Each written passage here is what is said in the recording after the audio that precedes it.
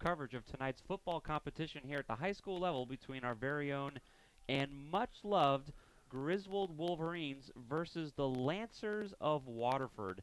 In about 8.5 minutes or so, it's going to be the opening kickoff here. We are broadcasting live from the press box at 211 Slater Ave at the Griswold High School. My name is PJ Pastor Josh. I am joined tonight for tonight's coverage of the entire game with my friend and co-host KT Kevin Thompson. Our producer is Mike Minarski. Kyle Gunderman is our videographer tonight, who will be providing live footage available on YouTube. Just go to the Wolverine Facebook page or Google Wolverine Radio, and you can click on the YouTube link and watch the game tonight. And folks, honestly, it's a good night to watch the game from home. Temperature right now is right around 60 degrees. That's not the problem. However, it is a little soggy here. Of course, tonight's game was originally scheduled for Friday night, with the torrential rain that we received that day made the field unusable.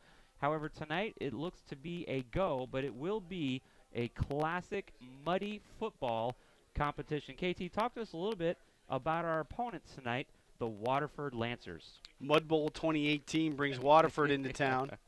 Waterford 0-10 last year, Josh. Ouch. That was a tough season for them. They pretty much got off the schneid right away this year with a win in their opening game against Ledyard. So they beat them 14-10, and then they lost their last two to Guilford and Fitch. No surprise there. Fitch definitely a level up, and then Guilford from down on the shoreline is a team. When you start going towards New Haven, the competition definitely gets tougher. Sure. So they're 1-2 in the season coming in. They've only scored 9 points a game. They've given up 25. So if they're going to be competitive tonight with our Wolverines, they're going to have to play great defense. For the Wolverines coming out, they're 2-1. Had a great win, 35-14, last time out against Stonington. Can't say last week because we're in another week already, playing on a Monday night here. And honestly, what I think we both want to see, and we comment almost every game, is let's come out right away and start throwing the ball instead of waiting until you have to. It's going to be a challenge tonight with the conditions. It is lightly raining right now, and so obviously the historic Wolverine offense favors a run right up the middle, up the gut, sock it to you. However, this year they have diversified quite a bit under the leadership of Andrew Koziel, our captain, and he can throw the ball. He's an accurate passer, and he's grown up so much just in the 3 games we've seen so far this year, where the first game of the season, especially against Bacon Academy, we saw him throw into heavy traffic a couple of times. I know both made our hearts jump. He has learned that he has to be more patient.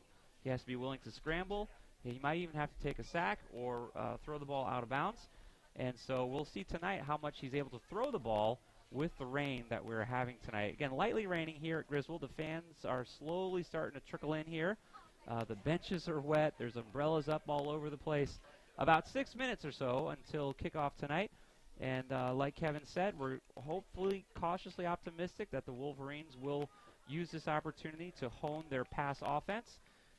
Waterford coming in with some difficult season last season. No W's for them last season. 1 W for them so far this year. And again, kickoff in about 5 minutes. Kevin, when you have a second, talk to us a little bit about what we've seen defensively for the Wolverines tonight, knowing that it's going to be in the soup. So the guys up front, both on offense and defense, I mean, 3 of them are captains of the team. They're stout. I mean, it's tough to run against them. They haven't really given up much on the ground this year. I think when even playing against Killingly, we saw that they didn't run the ball that well in the first half. You know, it was 28-16 at the halftime. Killingly didn't really run that well, but they had a couple big passing plays, and then they came out in the second half, and obviously they changed their schemes and blocking and kind of dominated the second half. But I think up front, that's what is going to be the key. The first wave, they've been all over the offenses so far this season, been able to kind of move the line of scrimmage for the offense and really haven't given up much on the ground. I think the challenge that they've had is when people do go in the air, the defense has not really been there. At the first game that we did, that was a big play right away. Bacon scored on a nice pass play, 7-6 at halftime, and then we scored 30 unanswered points in the second half to pull away there. And Bacon played Killingly Friday night, and Killingly won 34-0, so it wasn't that big of a spread. No, and they kept their starters in the whole game, I believe. They did. They did. It was not like Plainfield where they had the boys on the bench after the half. Going out for the coin toss here, Josh. Wanted to mention last week, start of the game was Chris Thibodeau. Sure. Scored 3 touchdowns. A younger kid, sophomore, who's getting an opportunity here. He's got a lot of speed. probably just starting to get the offense down. He had a 21, 8, and 15-yard touchdown runs last week. Cozio had a pass to DePonte for the one of the other scores, and then Anthony Franklin, another buddy of yours from the rec center, had the other touchdown. Another sophomore. So let's give these numbers a name out here, because these are our captains out on the field right now. Number 50, number 56, 57, and 18 are our captains, the heart and soul. Steven Sims. There we go. Johnny Falco. Yep. I always get 56 and 58 mixed up, so I'm going to cheat and look at the – it's Corey Carr. Shamari Riches is 58. He's also one of the offensive and defensive linemen that's been really stout for them. And then number 18, Patrick Strain. His second game back from injury, the second game of the season, he was actually out. He had a little shoulder dinged up, and he was out. But they're all out there for the coin toss. I believe the Wolverines selected to receive. They did, indeed. So they'll be going from left to right on your device dial, whatever you happen to be listening or watching on. Got about 3 minutes or so till the kickoff. Griswold has selected to receive. One word that I would use to describe the defense this year, especially in the game against Killingly, is just bruising. They gave as good as they got. We had a number of young men that night, 2 weeks ago now, who were limping and walking real slow back to the buses and back to the cars after that game. Last week, we saw the same thing on our opponents, the Montville Indians, but Griswold looked pretty chipper. So our defense can really put out some punishment. I believe, folks, that we're going to be spending the next minute singing our national anthem. So we're going to take our direction to the right side, to the field flag down at the far end of the field, and we're going to take a moment to observe our national anthem.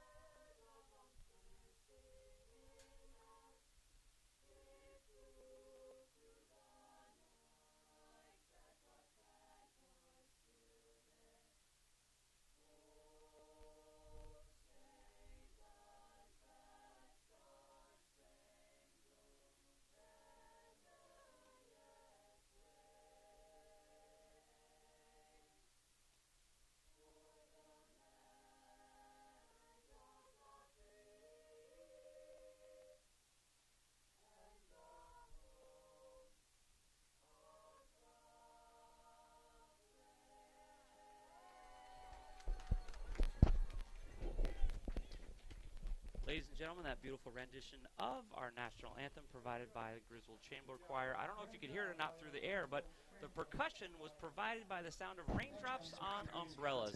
12 fresh minutes are here on the clock. The boys are getting ready to receive the kickoff this afternoon. It is game time here. It is the Griswold Wolverines versus the Waterford Lancers. We've got some visitors in the booth tonight. My brother showed up. The true athletic talent and the looks of the George family is here. Thanks for visiting us. It's good to see you. This is my friend, you know, Kevin, and Mike Minarski is the owner of Wolverine Radio. I think my wife calls him Oz. Who? My brother? Yeah, because when he used to come to church, he would sit behind the curtains when we had the curtains. Yes. The man behind the curtain. Very nice. He's proudly wearing his Bears sweatshirt this week. He's always been probably wasn't wearing that last week. He's always been a problem child. He's always been a difficult child. Hey, folks, tonight is a great night to watch the game live on YouTube because there's not enough room in the press box for all y'all. So there are a few erstwhile and steady fans out here sitting underneath umbrellas and just, frankly, getting wet. And so, folks, if you want to catch us on YouTube, Kyle Gunderman is our producer tonight, video speaking. Here's the kickoff. Nice high kick right down the middle of the field. Caught at our 15-yard line. Run right back up the middle of the field with some great blocking by the Wolverines. Rolling and shoving the pile the last 5 to 10 yards right on out to about the 40-yard line on the Wolverine side of the field. That was a nice return, Josh. It was funny because there were two people back, Matson and Chappelle. Chappelle just basically cut in front of Matson as he was catching the return, and he just followed Chappelle right up the middle. It was great blocking. That's the way you want to see blocking work. They actually moved the ball forward through heavy traffic there. Great run back by the Wolverines here. Again, about a 30-yard return on that play. Koziel's going to take the snap from the line of scrimmage. Probably going to open with a run play here, given the conditions and the precipitation falling. It's a fake to number 4. Back to throw is Koziel, looking left. Open. He's open. Left, wide open to his intended receiver. Bounces off his numbers. That's that was an Franklin. Pass. That was Franklin. Franklin was open, and the ball was a bit underthrown, so he had to come back for it a little bit. Gave the defender time to catch up. Number 22 for the Lancers was defending on that play, and that is senior Marcus Elliott. I've played a lot of catch and toss with Anthony Franklin. He's got great hands tonight. With the precipitation falling through the sky, impeding your vision, as well as the slipperiness of the ball, I'm sure they'll be trying that play again later tonight. They'll be changing out the ball quite frequently tonight, too. They've got towels on the sidelines there. It was great to see a throw on the opening play of the game. 2nd and 10 for the Wolverines. It's a run up the middle with some great blocking. I think it was Thibodeau on the carry. Nope, Franklin on that one. It's about a yard shy of the first down, maybe 2. So 2 yards. Nice run there by Anthony Franklin. He had some great blocking out ahead of him on that play. Out to the 46-yard line, bringing up 3rd and 2nd for the Wolverines. Incomplete pass so far tonight, and a run, both by Anthony Franklin. You got Richards and Falco on the right side of that line. Opened up a nice hole. 3 in the backfield, traditional formation. It's a handoff to number 4, looking for some blocking at the line of scrimmage. Matson gets it right at about the 49. I think they're going to give him on the Waterford side. It's going to move the chains. First down for the Wolverines in 3 plays. 1 minute taken off the clock as the ball has now made its way to midfield. They gave him right at the 50. One guy was spotting it at the 49. The other guy had it at the 50. Lancers tonight, white above and white below with blue trim. Wolverines green above and black below on the trousers. So far, everybody's clean. It's a handoff to the right-hand side of the ball. I believe it's Franklin on the run, looking for some blocks around the end and forced out of bounds after a couple of yards. Picked up about 4 on that, around the right side. Couldn't get the edge. You could see he was kind of almost shuffle-stepping as he got to the corner. Couldn't really plant and cut. Right. Even if he had a perfect block with the conditions tonight, it would have been a little interesting to see. We'll get a better idea. Sometimes we've seen in the past on natural surfaces with this kind of conditions, sometimes we do have more sprains and strains on ankles and knees. So we'll see how the night goes. Koziel from the line of scrimmage again. Handoff to 34, Chris Thibodeau right up the middle for a couple of yards before being brought down by number 44 for the Waterford Lancers. That was Sims right up the gut. And number 44 for the Lancers, Jackson Harshberger on the tackle. That's a good football name. Is Thibodeau 34? 35. 35. 35. Thank you. Bringing up 3rd and 4. Ball spotted just inside the Lancer 45-yard line. It's a run up the middle. I believe it's Franklin First getting down. some blocking. Down to the 38 about, Josh. That was a nice run again on the right-hand side. Richards and Falco. Looks like number 9 for the Lancers was one of the initial guys to put a stop to that play, but good effort by the Wolverines to move the chains for the 2nd time in this opening possession. Quincy Foreign on the tackle there for the Lancers. But, folks, don't take our word for it. You need to go to Wolverine Radio and click on the link there to watch this game on YouTube. Kyle Gunderman from the Griswold High School doing a great job providing video coverage of this game. It's a lot more pleasant under a roof tonight than being outside, that's for sure. Matson around the left side. Shirt tackle by number 84 to slow him down. After a gain of about 5, though, he got a few yards on that. The one thing they do call in high school and college that they don't necessarily in the pros is that horse collar tackle. It was a low so you got to be careful grab, when you go to grab the shirt, you're not grabbing the pads as well. Yeah, that young man did a good job because he was beat and he reached out and grabbed just below the numbers and slowed him down so that the play could end there. Ball spot on the far side of the field. 2nd and 6, Koziel at the line of scrimmage. Hands the ball off for a run play up the middle. No blocking that time. Number 44, big stop for the Lancers. That was a nice stuff there. I think Franklin still got a couple out of that, though, Josh. Number 9 and number 44 closed the gap a real yard. quick. Yeah, okay, so Anthony picked up a yard on that play. Yeah, 41 was the guy that I saw come up, put a nice whack on him. Oh, no, that's got to be 44 again. Jackson Hirschberger. There's no 41 on their roster. Okay. Yeah, I see it's 44 out there, Yep. yeah. 44 and 9 was the other guy I saw step up on that play. 3rd and 6 for the Wolverines from the line of scrimmage. It's a pitch back behind to Anthony. Oh, no, that's DJ Matson. Running around the right-hand side, gets a couple blocks. He may have gotten it, Josh. It's going to be interesting on the spot. They're right at the marker. He turned it. He stayed inbound and turned it upfield. Got some yards out of that effort. I think they're going to say it's 4th and football. 4th and not a whole lot. Yeah, 4th and a football. 4th and a scooch. Oh, maybe the ref's going to call for a measurement here. He wants to check it out. Different crew than we had last week. Yeah. Josh, that same crew that we had here last week that called 16 penalties was at the Killingly game Friday night and called about a dozen. So, well, you know, they're earning their money. So we have time right now as the refs go to measure the field. We're going to take a quick break, and we're going to continue with continuing live coverage. 0-0 the score so far here the first few minutes of the opening quarter. It's the Wolverines versus the Lancers. Griswold High School football live coverage provided by Wolverine Radio.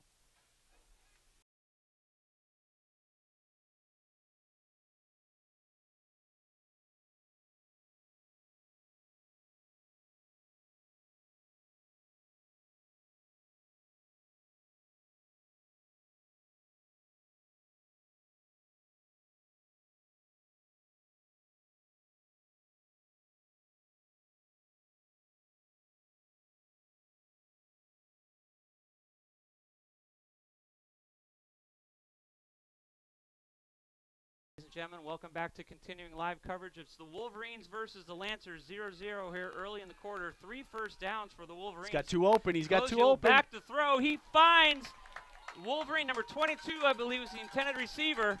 Matt DePonte. Man, was that close to a touchdown. He had two guys open in the same area. Both him and Franklin broke open downfield. Now they're inside the 5, 1st and goal. I think they're going to spot that ball at the 1.5-yard line. Yep.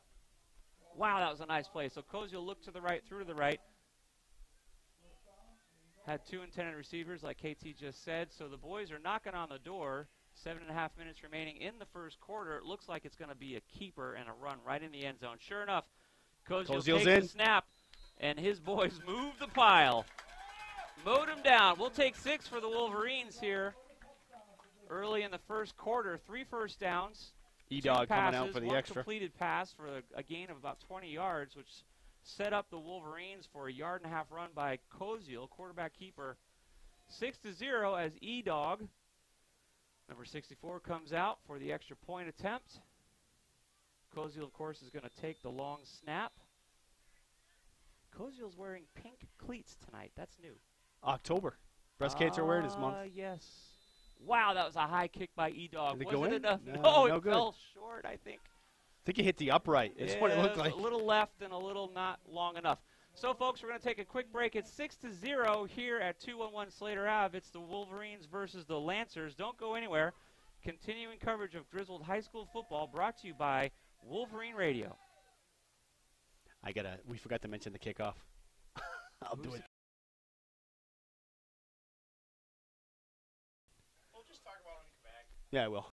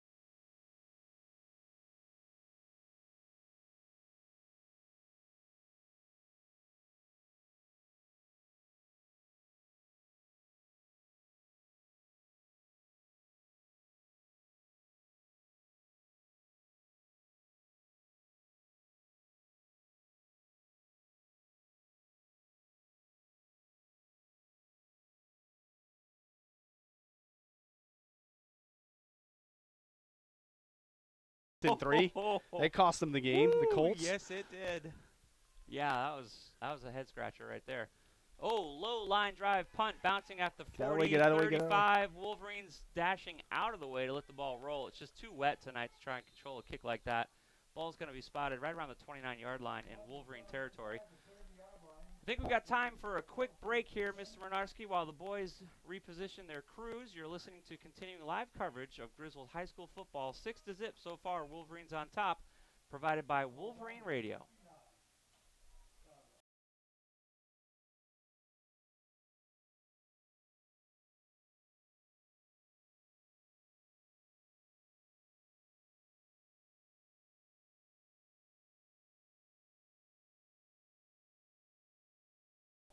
He doesn't get it.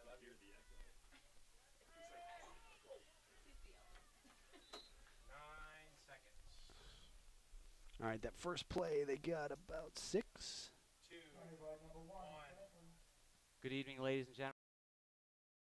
Of Griswold High School football, it's the Wolverines versus the Waterford Lancers. 6-0, the Wolverines are on top. Wolverines have the ball again for the second time in the quarter. 5.5 minutes remaining in the first quarter. 2nd and 3 for the Wolverines from their own 35-yard line.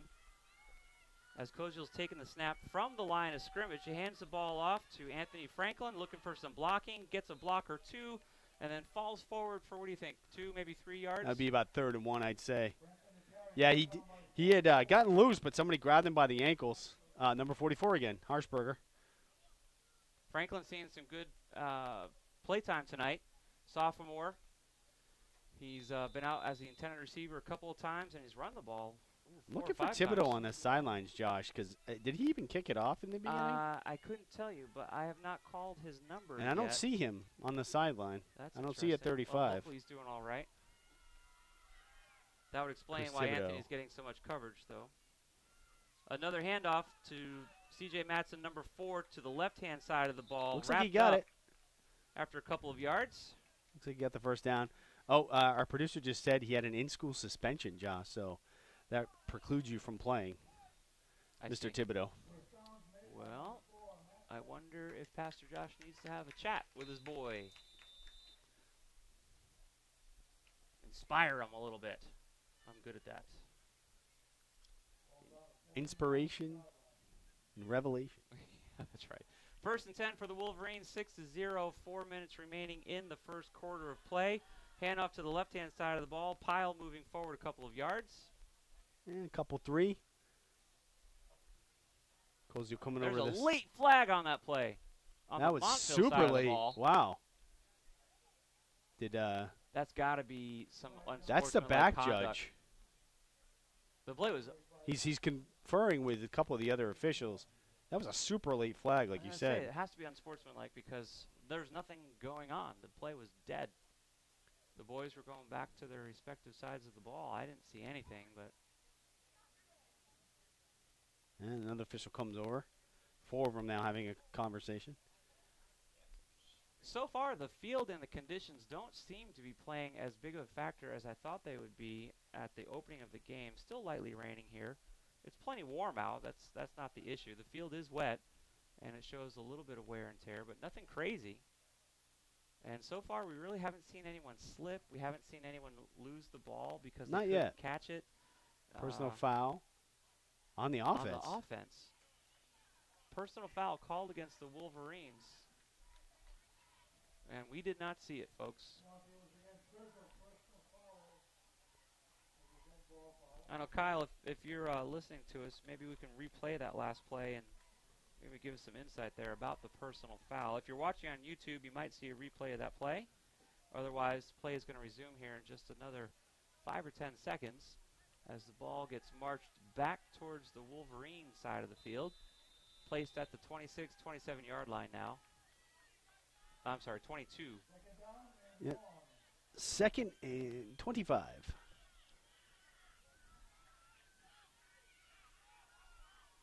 Koziel takes a snap at the line of scrimmage, hangs on to it, Nice fleets pitch. it to the right-hand side. It looks like Franklin running down the sideline, looking to pick up some yards. Got back to about the original line of scrimmage, Josh. So He it's did. 14, 15-yard pickup there. That was a nice pitch. That was an option play there where Colesville, based on the way the defense came up to play them, was either going to keep it or pitch it. Yep. Somebody came up to play him, so he pitched it to Franklin. It was a great play. I don't remember seeing that particular play. Not this year, anyways. They ran the option once in the last game, but Colesville kept it. Yep. Just over 3 minutes remaining in the first quarter, 6-0. The Wolverines on top, converting first downs, scoring touchdowns, looking good tonight. Back to throws, Koziel. Here comes the pressure, scrambling to his left, holding on to the ball, running for the sideline, and then is forced out of bounds. He's not going to get the first down on that. He had two guys down the seam that he could have probably thrown it to, but he was rolling to his opposite side, and it's tough to throw against your body when you're rolling to the opposite side. He's rolling to his left. He's right-handed, so yeah, I don't know if he just didn't have the confidence that he could get it there. Well, again, maybe earlier in the season, a few games ago, he might have hucked it down the field just because he is a very accurate passer, no doubt. But now back to punt is Koziel with his pink cleats. Nice boot. Wow, look at that spiral. Bouncing back, taking a grizzle bounce. Picked up really well by the Lancers there, right around his own 20-yard line. There's a flag on the play. That's going to be a block in the back on the Lancers, I believe. Multiple flags on the another play. one. That might be on us. Right now the ball is going to be spotted right around the Lancer 25-yard line, but that's going to change. So the refs are going to have a quick conversation. We're going to have a quick mention here. KT, what do you got for us? Goodwin Family Dentistry, 25 East Main Street, Jewett City, 860-376-4483. Modern Dentistry, old-fashioned values. Now, my youngest brother is visiting tonight in the press box. I went to the dentist in Jewett City. Where did you go to the dentist? He's 8 years younger than I am, so I was mostly... Was it Dr. Moore, or am I making that up? Right, yeah, right at the split. Yeah. Which is now Goodwin. Which is now Goodwin. Oh, there you go. Well, I'll tell you, the George boys' fine dental hygiene provided by what is now, we're old. You do have nice teeth. Did you have braces? Never.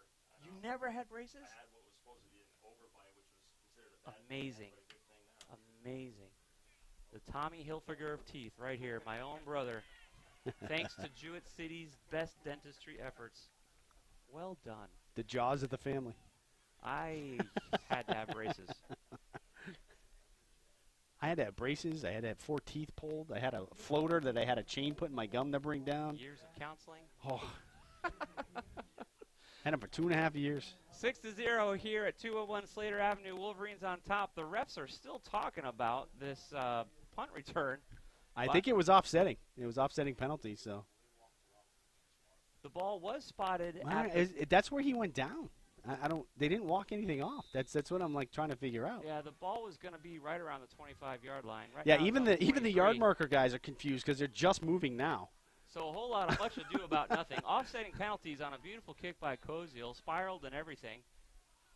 As the Lancers take over on downs, it's a run up Nice the middle. tackle. You can hear that up here. That was a nice pop. Is that Steven Sims? Yep. Nope. That was Corey Carr, 56. I was going to say it may be a yard on that gain. Not much. Let's see if they even Gave mark him it. nothing. Yeah, gave him nothing. Yeah. You can hear that up here, and we're at least a half a football field away. 2nd and 10 from their own 22-23. On the opening drive, Lancers not afraid to throw the ball, connected on a couple of passes and a few incompletes. Let's see what happens now. Back to throw. Lots of pressure in the grass. Throws the ball away.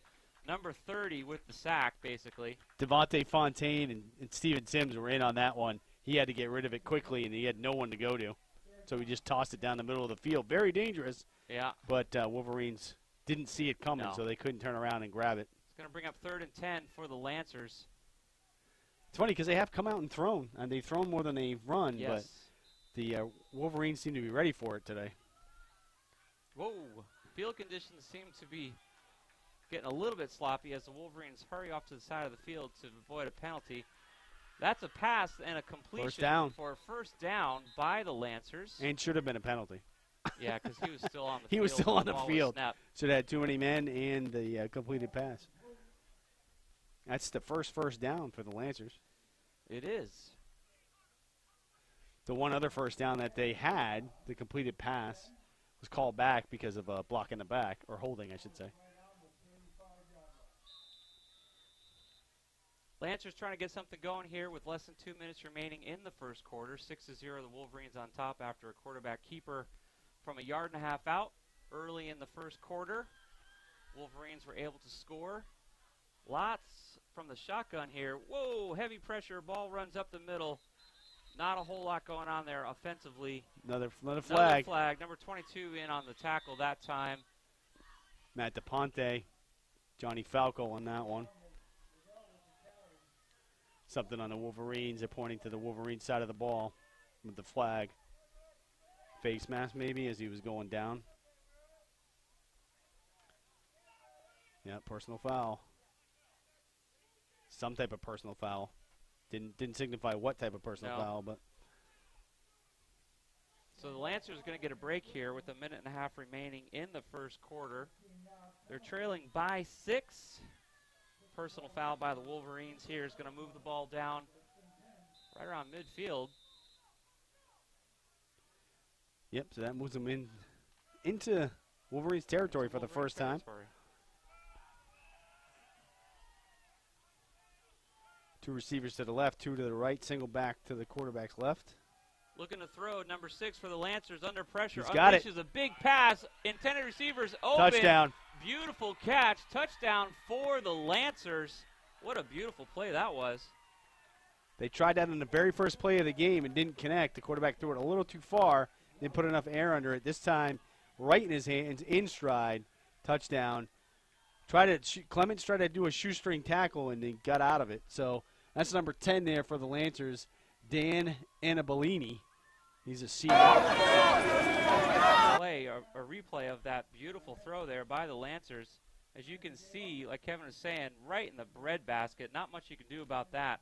Defense was there, but beautiful throw. So the Lancers have a chance to take the lead by 1 with a minute remaining in the first quarter, 6-6.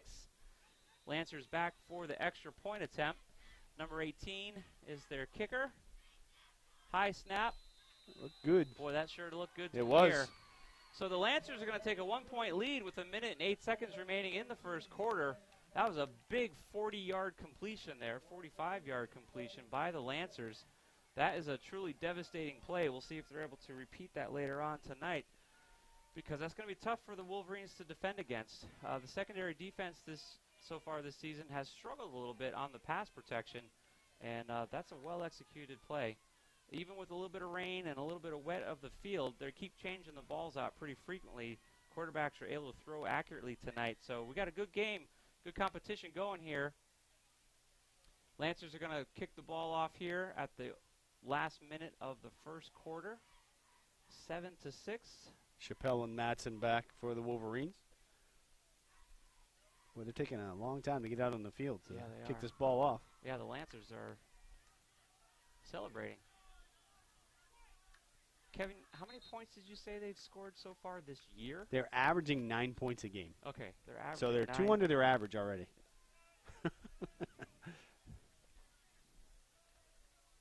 Honestly, that was the Wolverine defense really was kind of shutting the offense down up until that one play. 14, 14, and 6 is how many points they've scored each game. Wow.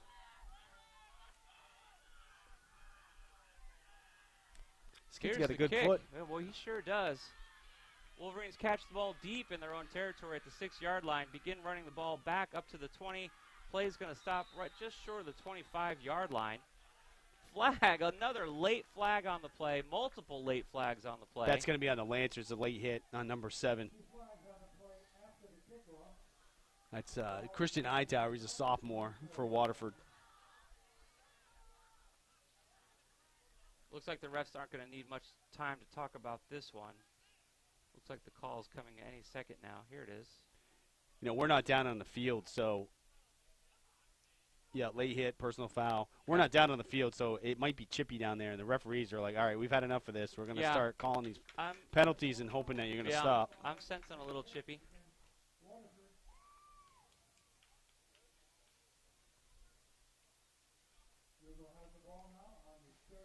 All right, see what they do here. See if they'll come out throwing a little bit. Yeah, they've got a minute. So, I mean, there's time to move the ball the 61 yards that it needs to go right now.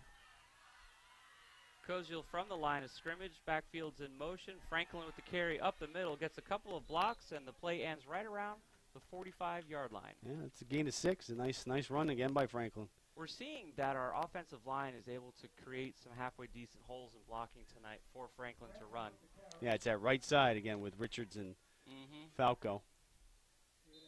Like we've seen so far this year, this offensive line can put some punishment out. They did a very nice job up against Killingly and did a great job last week against Montville. And tonight they're able to create some gaps as well. Here's the snap. Left-hand side of the ball, number 4 with the carry. Gets tied up a little bit under his own blocking, but gets a few yards out of the play. Maybe a yard short, I'd say. Yeah, it's going to bring up about a yard short. Not much. Yep. A long yard. And that's the end of the first quarter, it looks like. They're going to let it run out. We're going to let the clock run out. So, folks, we're going to take a quick break. They're going to swap the field around from left to right. So our boys will now be running from radio right to radio left. 6-7 here at 211 Slater Ave. Lancers take a 1-point lead late in the first quarter. Don't go anywhere. It's a great night to watch the game on YouTube. We'll be back with continuing live coverage of the Wolverines versus the Lancers, Griswold High School football, covered by Wolverine Radio.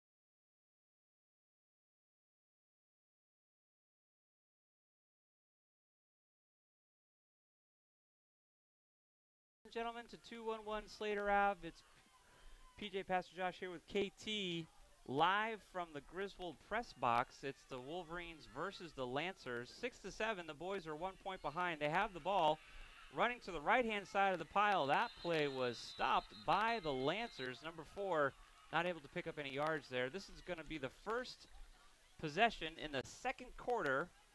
Wolverines have the ball. Yeah, Madsen got stacked up there and lost about 2 yards, so it's going to bring up 4th and about 4. That hasn't happened too much tonight. That's really the first play. They're going to punt? For a loss. 4th and 3 is what the scoreboard is saying. Number 9 is back to punt, Andrew Koziel. So the boys punting the ball away here at the opening moments off the of side the of his second foot. quarter. Terrible punt. Yeah, that punt did not go the way Koziel wanted it to go. So that's going to give very favorable field position to the Lancers here. It's going to be spotted, what do you think, around the 45-yard line? Yeah, the referee's standing right at the 45. The official is, I should say. Yeah. So that would be my guess. 45 at Waterford. Yeah. So that punt went 9 yards. Yeah. They might as well have gone for it on 4th if that's all they were going to do. One of my buddies in high school, his older brother was an all-state punter and went on to punt in college. And one of the key things when you're holding the ball is not to drop it too quickly on your foot. Right. Because otherwise it'll go squirrely on you. And you got to make sure it's right in front of your foot, not one side or the other. Yeah.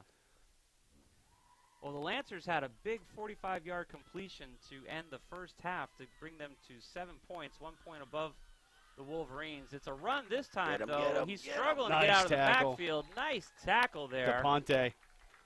Number 22, Matt DePonte, with a big tackle there, stopping that play. Loss of about 2, I'd say.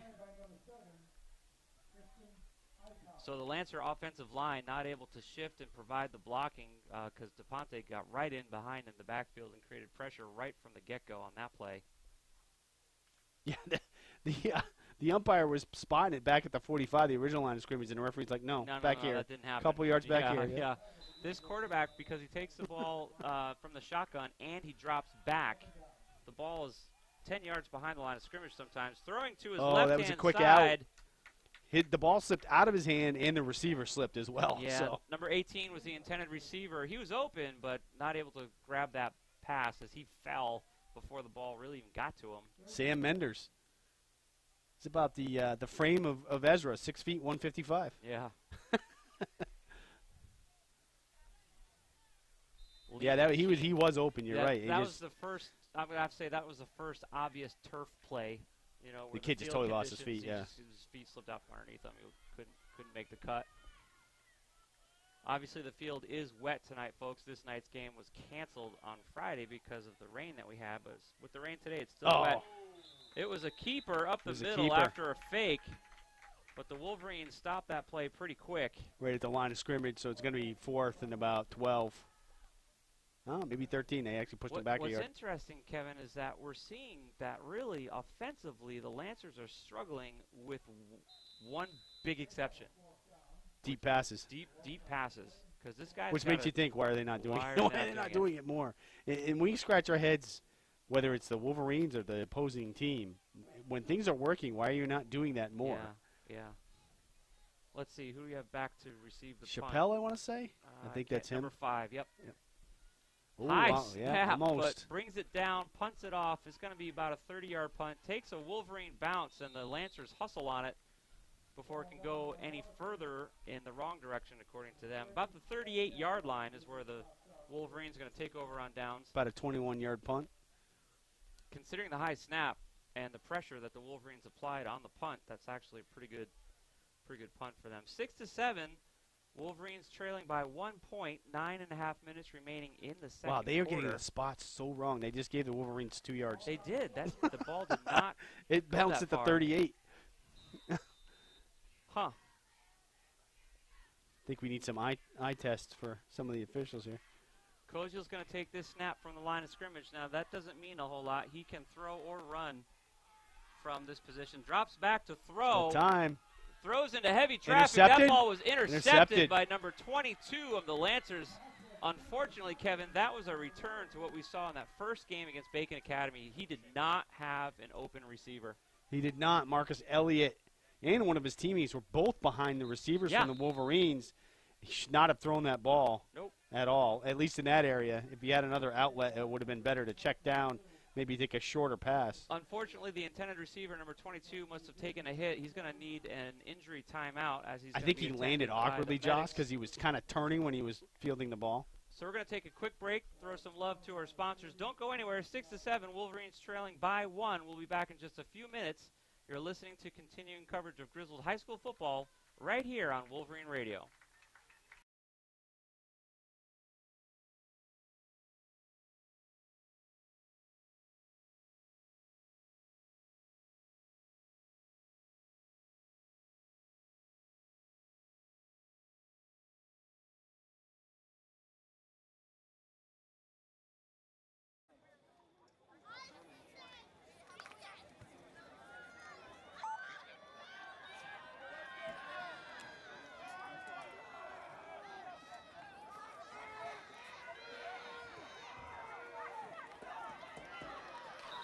They picked up 4 or 5. Screen pass was complete. Gain Johnny on the Falco. play, second down But you didn't know he had the guy. and 6.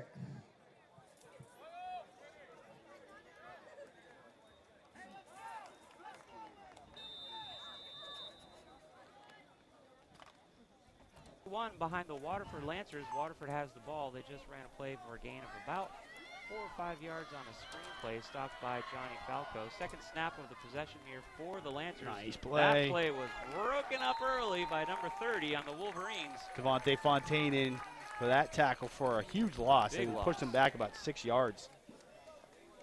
So that's going to move the ball back to the Lancer 30-yard line. Second and 3rd and 12. 3rd and 11, 3rd and 12. We were just saying during the break that really the Lancer offense, there's not a whole lot shaken unless they throw the ball. And one of two things happens. It's a screen that gets them back to the line of scrimmage, or it's a big incomplete pass or a touchdown for 30 or 40 yards.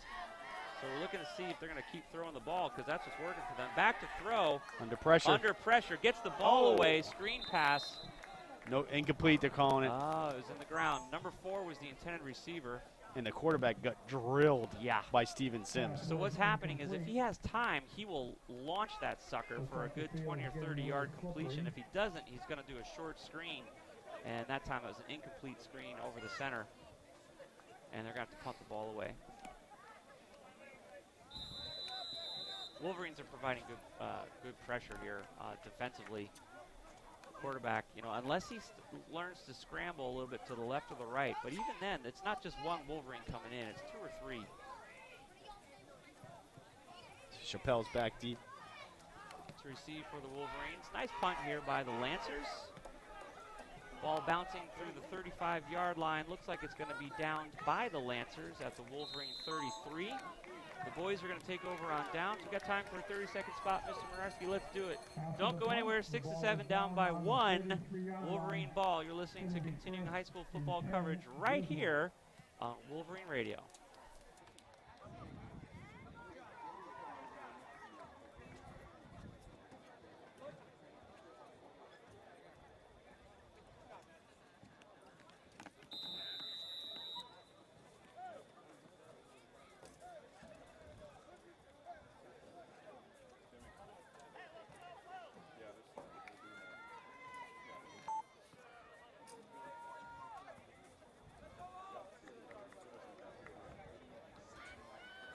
One behind the Waterford Lancers. The boys take over on downs with 8.5 minutes remaining in the second quarter.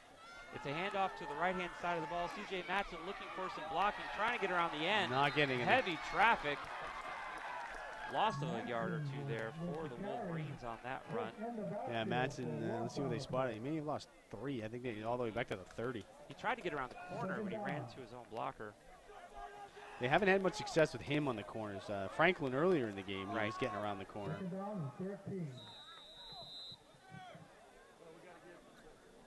Matson had a phenomenal first game of the season. Scored every touchdown for the Wolverines. 4 against the Bacon Academy. 5. Second and 13 for the Wolverines from their own 30-yard line. Koziel back in the shotgun formation. Number 21 in motion. It's a handoff to number 4, C.J. Matson, running to the right-hand side of the ball, has some blocking. It's that right side of the line, Richards and Falco. Big hole. Number 9 on the stop there for the Lancers. It's a first down. First down.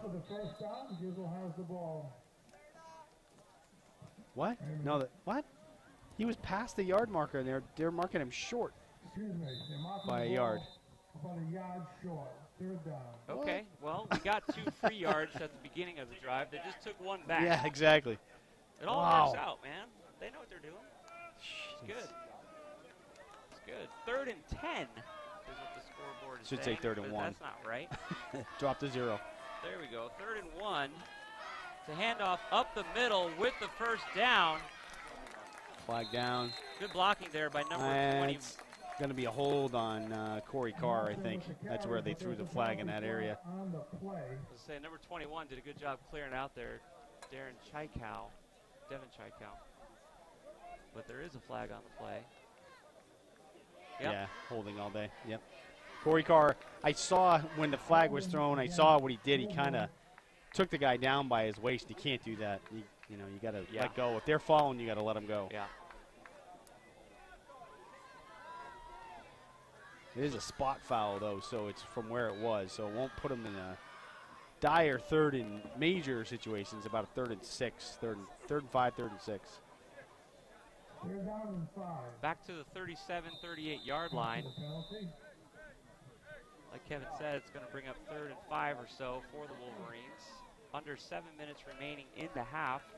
Trailing by 1 point after a quarterback keeper by Koziel early in the first quarter, responded to by a 40-yard pass by the Lancers at the end of the first quarter.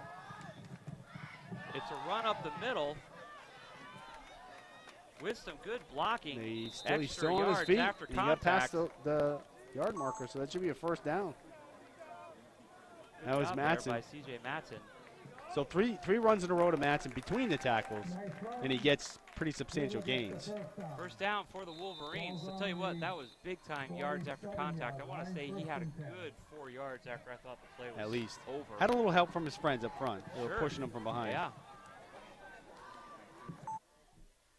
So just short of midfield here. Let's see if Koziel just cranks one out here for a 20 or 30-yard pass. I'm feeling it. Nope, run up the middle. Again with Matson. With Matson showing good speed and some nice blocking there by number 21 again. Devin Chaikow leading the way, creating a hole for No flags, another CJ first down. Matson. Over the 40-yard line of Waterford, it's got to be a first down for Griswold. That was a nice run there. Boy, I tell you what, when he got the hole at the line of scrimmage, he took off like a big burst of speed. Very cool. Tackle made by number So the Wolverines 61, showing they can Stepney. run against this Lancer defense. Uniforms are looking a little seasoned right now, even though we're still 5 minutes remaining in the first half.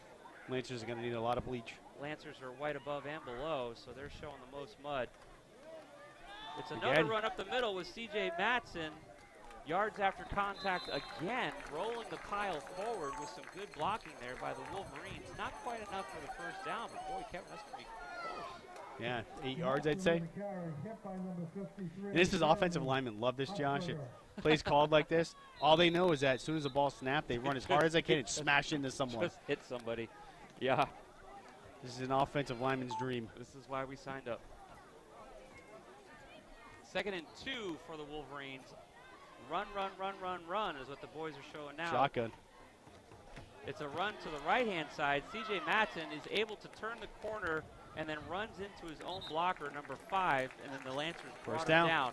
But that's going to be enough for the first down. Matson with the carry, hit Yeah, Matson Chappelle kind of got in his way there. number 1. If he hadn't bumped into Chappelle, I wonder if he would have gone there. C.J. Matson landed on top of number 44 from the Lancers and helped him up. So even if it is a little chippy, at least it's not chippy in C.J.'s world. He's having a good time. CJ is normally shows pretty good sportsmanship. And they're the 44 for them, Hirschberger on the defenses. He's their stud. So Yeah, it's funny how you can begin to tell the guys that are really in the thick of it by the dirt on their uniforms early in the game here. You can see who the performers are for the Lancers for sure. It's another run Again. by C.J. Matson up the middle. There's a nice hole. He gets tripped up by number 78 and then lunges forward for a gain. about 5 or 6. Yeah, that was definitely an ankle tackle there for sure. That was the only piece of the body that Lancers could get a hold of. I mean, this is just the Wolverines punishing the defense, just wearing them down, going into the half, not leaving anything on the field. It's just a very physical Shotgun run, again. run, right up the middle for the most part. Offense. See if they go to Chaikow here. Nope. Nope. That's it again. Back to Matson, runs to the right side of the ball, gets a yard. Right at the yard marker. Yeah. He's right there. See what they do here. So the Lancers are able to, no big, massive gains of like 4, 5, and 6 yard I carries. think they're going to measure it. All right, while the refs have a conversation about whether or not we got another first down, we're going to take a quick break. We'll be right back. 6-7, boys are trailing by 1, looking to take the lead. You're listening to Griswold High School football right here on Wolverine Radio.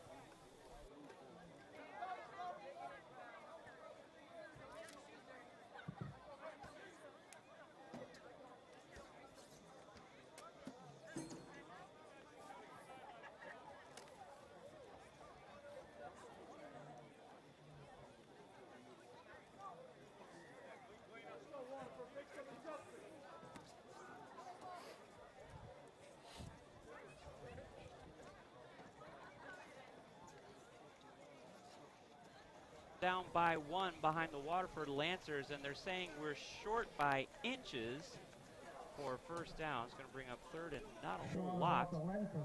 Ball is spotted inside the 20-yard line, deep in Lancer territory. Wolverines just pounding the ball down the field, right up the gut. The play started, this drive started right around our 25, 30-yard line, and it's just been run, run, run, run, run as the Wolverines march Timeout. down the field. Waterford. Timeout called. We're going to take another quick break here as Waterford tries to mount a defense here to prevent a touchdown by the Wolverines. 6-7, boys down by 1. Don't go anywhere. The play will resume shortly. You're listening to continuing coverage of Griswold High School football right here on Wolverine Radio.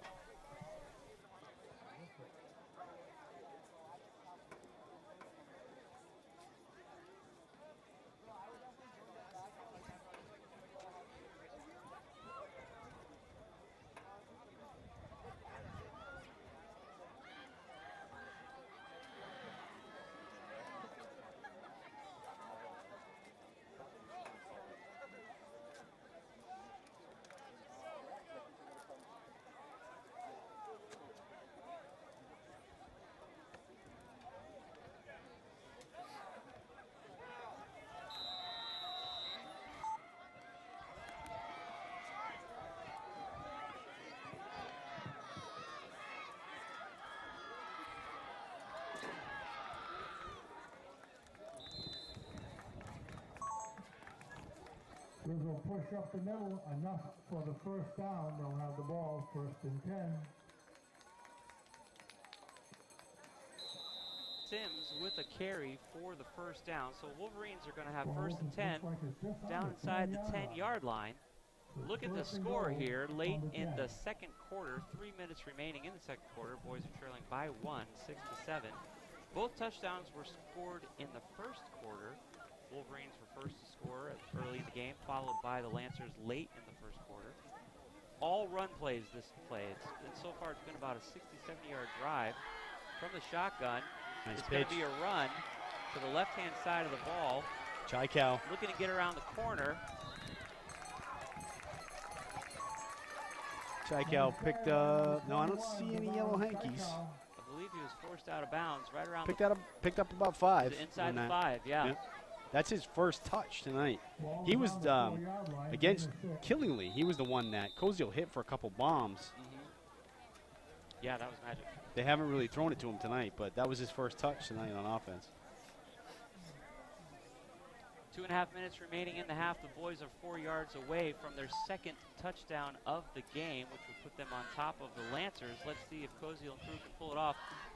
Signaling with his left foot, 21 in motion. It's a handoff to number 4, looking to get around the end. He breaks one tackle Touchdown. and runs into the end zone. A flag on the play called in the backfield, so it could be holding on.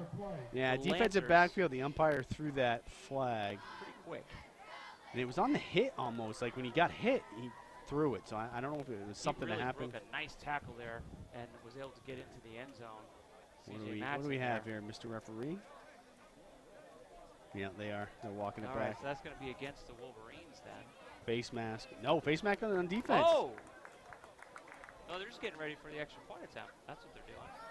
Penalty with a face mask on the defense. That's what I thought right away because where it was thrown and when it was thrown with the hit. Sure enough, the official signals face mask against the Lancers Penalty will be assessed on the kickoff. on the kickoff. Yep. So they're just moving So. the ball back for the extra point attempt. So the points are not on the scoreboard Yeah, yet, 5-yard but run, it's yep. 12-7. Wolverines back on top here. Somebody just called a timeout. Timeout Griswold. All right. Griswold called a timeout. They might be talking about going for 2. Touchdown is good. So Kevin, you want to talk to us a little bit here for a second? Sure. This game being brought to you by Dean's Corner Diner. Dean's for breakfast and lunch, downtown Jewett City. Try the Little Man's. I'll get it out there before you guys do so you don't pick on me. It's my favorite there for breakfast. I've actually never had a chance to have lunch there. Josh, what's your favorite there? You said the BLT? Bravo Lima Tango. Yep, that's it. So stop in for breakfast and lunch at Dean's Corner Diner. Thank you, Kevin. Just yesterday at church, we were talking about one of our baby pictures before we even started having services here at the school 4 years ago almost now. One of those baby pictures was at Dean's Corner Diner. The ad, right, in the Yeah, newspaper, right, in the because we bulletin? put a full-color ad in the Norwich Bulletin a few weeks before we launched services, and I had breakfast at Dean's and read the paper, and it's a great place to meet folks. Man, I don't think you can go to Dean's without meeting somebody that you know. It's kind of like the Cheers of Jewett City. Who's the Cliffy and the Norm? I'm not going to touch that one, Kevin.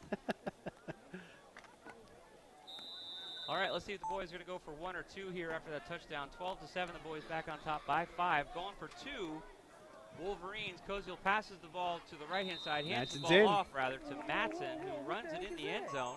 I think. Oh, another late Yeah, that's gonna flag be is on the Lancers again. Yep. It's gonna be Did they signal for, good? Because I didn't see anybody put their hands up, but he looked like he was in. Yeah, it definitely looked like he was in. The carry for a two-point conversion. There's a penalty on So the it should be play. 14-7. Yep. But I think the scoreboard's waiting for the call because it looked like a little extracurricular activity during the tackle. Yep, personal foul against the Lancers. So that's be a 30-yard walk-off on the kickoff. I think, is that what you saw? I saw a little extra, you know. Yeah, he spun him around Spun and him kind of around chucked him down to and- the yeah, ground. He yeah. didn't need to. No, he didn't. After they already called Because him. he was in the end zone. He was in the end zone, Right. so. So 14-7 is the score. The boys on top by 7 points. Although we say this all the time in high school football, that 2 scores is basically a tie. So anything can happen right now with only a 7-point spread.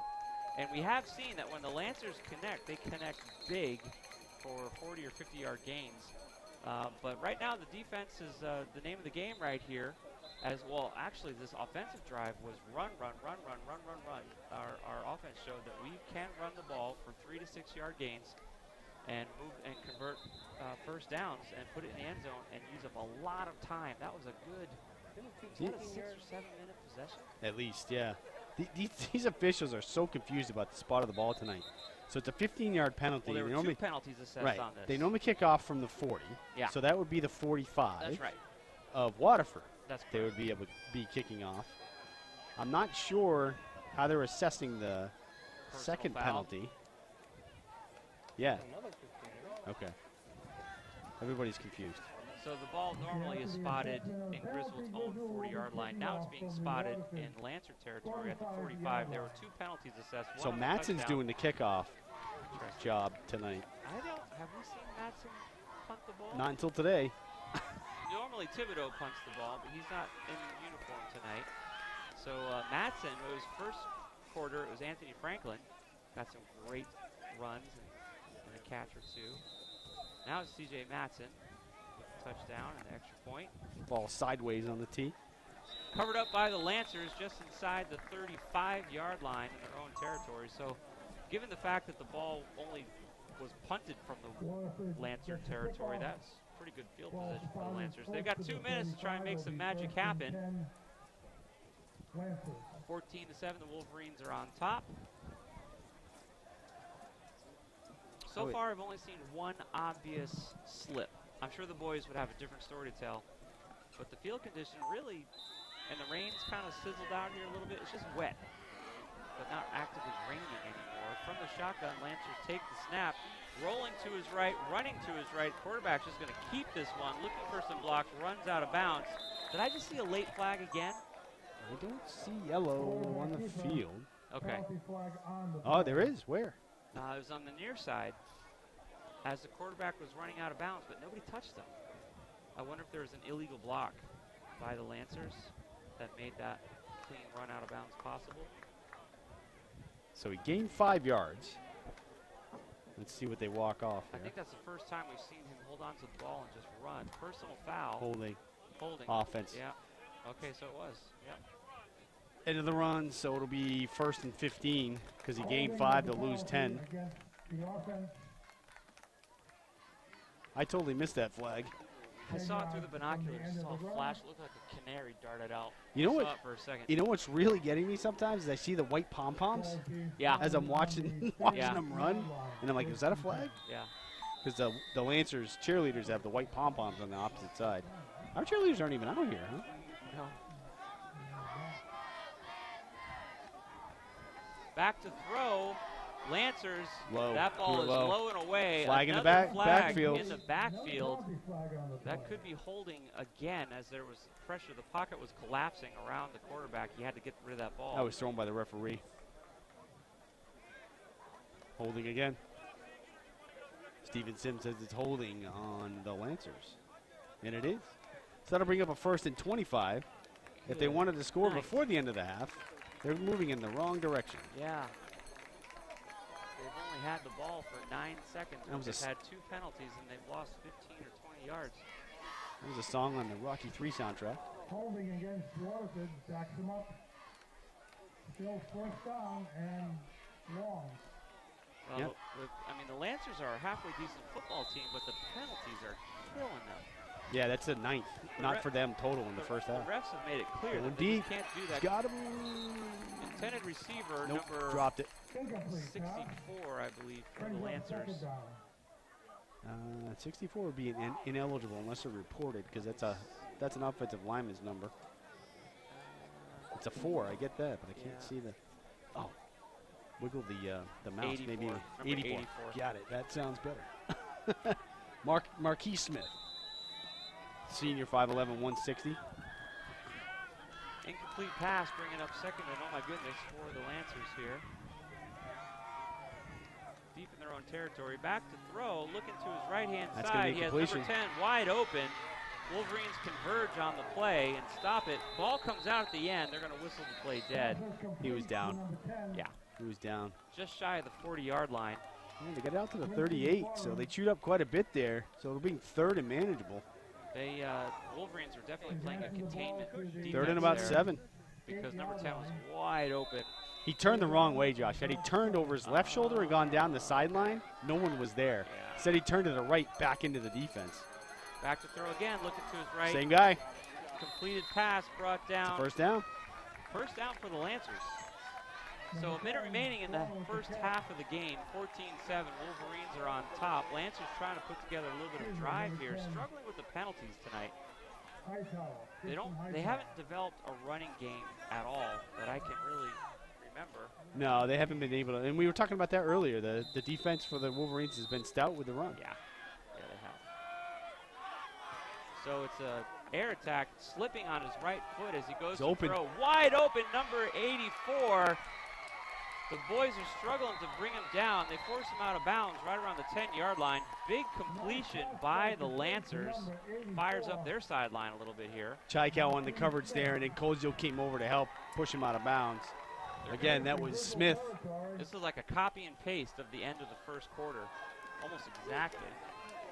And, you know, again, Waterford, this is successful for them, so why are they not doing it more? Another big, It just makes you scratch your head. Big 40-some-odd yard gain there on one completion.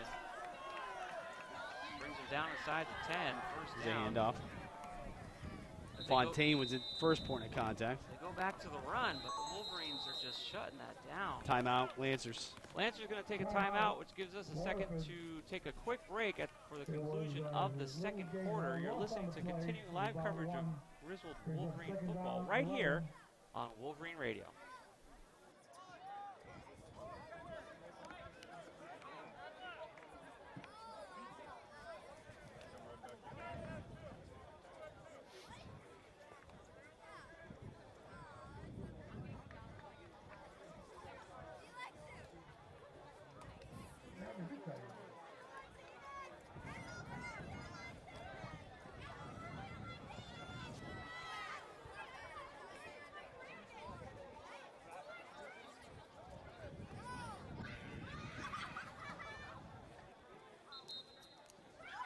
Quarter. We're wrapping up the first half. 14-7. The Wolverines are on top, but the Lancers have the ball on the 12-yard line. Second and 12. Big 40-some-odd yard completion just a few moments ago. Lancers looking to copy and paste the end of the first quarter here to the second by putting it in the end zone with just seconds remaining in the half. From the shotgun, low snap in the grass. Trouble for the quarterback, and it's a sack. They maintain possession, but that Back was to ugly. the 20. They did not take a timeout to plan that, I can tell you that right now. They lost about 8 yards there, Josh, and you know, with only 30 seconds to go, and they only have one timeout left. They're not going to take the timeout. They snap the ball, back to throw, under pressure, throws to his left-hand side, has a Touchdown. receiver. Touchdown for the Lancers. There's some celebration going on over there, and That's a flag. late flag. That's a flag on the celebration. You got to be kidding me. He spiked the ball. You He can't do did that in high spike the school. ball. He didn't even think about it. He Can't do it spiked in the high ball. school. You can't Gronkowski it in high school. Are they going to take that away from them? No, they'll give him the score, but they'll call the penalty on the extra point. Oh, my goodness. These boys need to settle down a little bit. That's 10. That's a 10 total penalty. 7 on them, 3 on us. Yeah. 18 seconds remaining in the half as the Lancers are able to score 14-13. We're waiting to see what Unsportsmanlike call is. conduct, I would say. Yeah. Excessive celebration.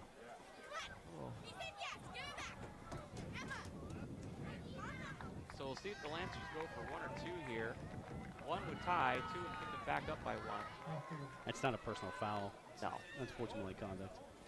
This, I think the only signal this referee knows is personal foul. Because he does it every time.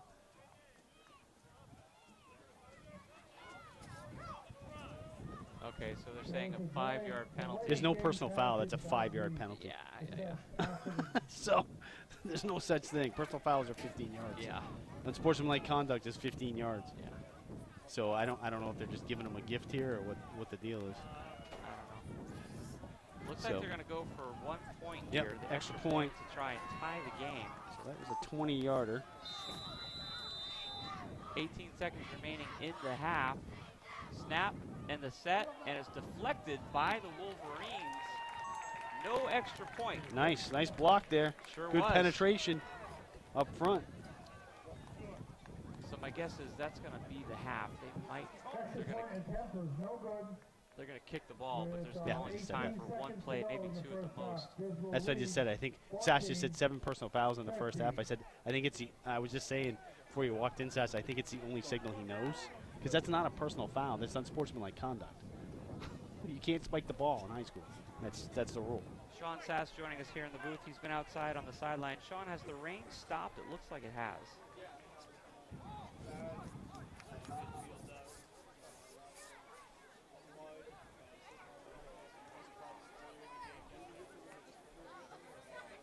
Yikes. So lots of mud, but no rain. So the field continues to be a little bit of a challenge here. 14-13, the boys maintain a 1-point lead with 18 seconds remaining in the half. I think what they should do is come out, let Cozio roll out to the right, air it out downfield, send 4 guys, and hope somebody grabs it and runs in. Yeah. You only got 18 seconds, so might as well give it a shot.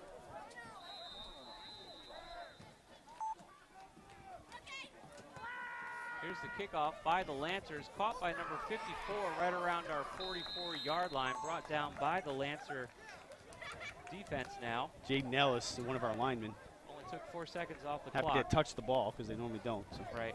So it'll be 1st and 10 from right around our own 45-yard line. We'll have time for 1, maybe 2 plays at the most, as the boys have a 1-point lead going into halftime here. Let's see what they do with it, if they just take a victory formation or if they actually try to run a play. This was similar to the game we did last year. I think it was you and I, Sass, in Waterford last year, right?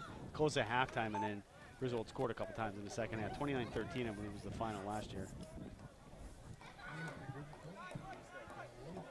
Coach is going to take the snap from the line of scrimmage, so it might be, he might air it out just like we're kind of hoping to see him do here. Sure enough, he's dropping back to throw, looking down the field, airs it out for a 30-yard pass. Nobody's Look there at the 2 except guys over here, Lancers. Josh. Franklin and Yeah, Chappelle. wide open. No one's there. Franklin was wide open. He only had eyes for Steven Sims. Steven Sims, yep, who was covered. So the guys on the near side of the field, if Kyle runs this replay back, you'll see that both Chappelle a little bit short, Franklin deep, wide open. Number 22, who made the interception earlier in the quarter, is back in the game. He needed a few moments. We think he had the wind knocked out of him. He almost came up with another pick there. He did. He was the closest player to the ball. We've got 7 seconds remaining in the half. Coach is going to go for it again here. See if you can get 21 Chaikau on motion. this far side of the field. Dropping back. He's looking to for his him. right again. Throws to his No, left. he's got Franklin. He's got Franklin, and the ball intercepted. is intercepted. And then a Big flag, face because that was mask. a face mask. That wasn't even close.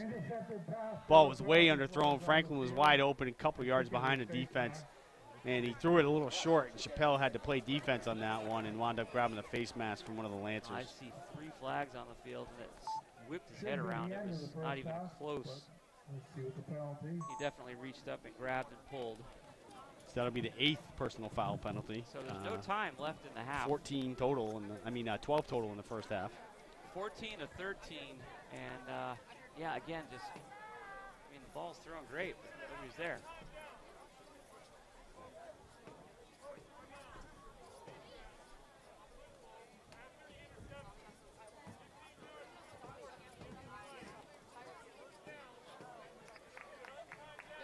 untimed down. You can't end it on a defensive penalty. So they're going to move the ball 15 yards back.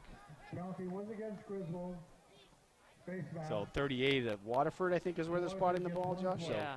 they'll have a chance to chuck it again and see if they can work some magic like they have so far. Number 13. So the Lancers have the ball because they just intercepted it, but there was a foul after the completion of the play with a personal foul. Number 13, Nick Guamari. Did you say it, Sass? Hey, I got that right. Guamari coming in. Looks like to play center field along with Koziel in the defensive backfield. They've got 1, 2, 3, 4, 5, 6 defensive backs in the game. Franklin, Chappelle, Matson, Koziel, Guamari, and No time Chaikau. on the clock. The quarterback has one chance for one big play here, and it's Koziel intercepted intercepted by Griswold. So that's going to actually end the half that time. 14-13, Wolverines maintain a 1-point lead here in 211 Slater Avenue. Wolverines on top of the Waterford Lancers by 1 point. In a muddy field as the boys have about 15 minutes to go talk about the first half and plan for the second. We're going to take a quick break. We encourage you to join us on Facebook. Click on the YouTube link so you can watch the second half in its completion, or come and join us here now that the rain has stopped. So we'll see you guys in just a few moments. We're going to have some halftime coverage and some word from our sponsors. Don't go anywhere. You're listening to continuing live coverage of the Griswold High School football team versus the Lancers, 14-13. We're up by 1 right here on Wolverine Radio.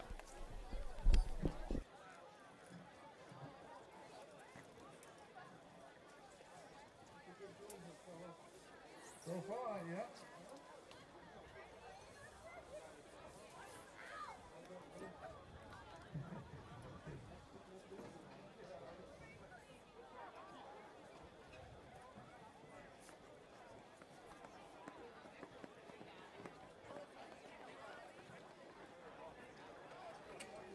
Here we go. What's going on here? You can't believe it.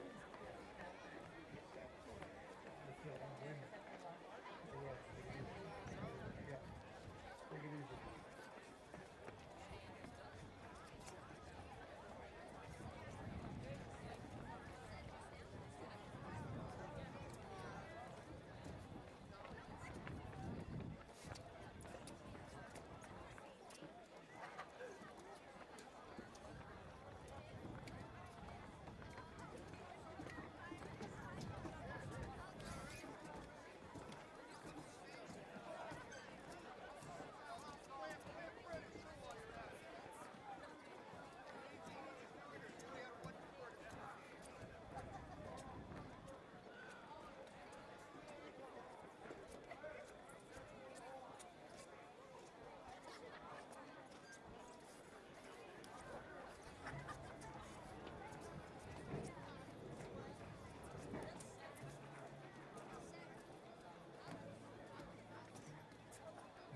Prayed on my downfall.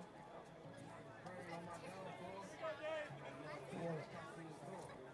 So these boys how to ball. Don't need a thermometer for the pot. I need to cook right.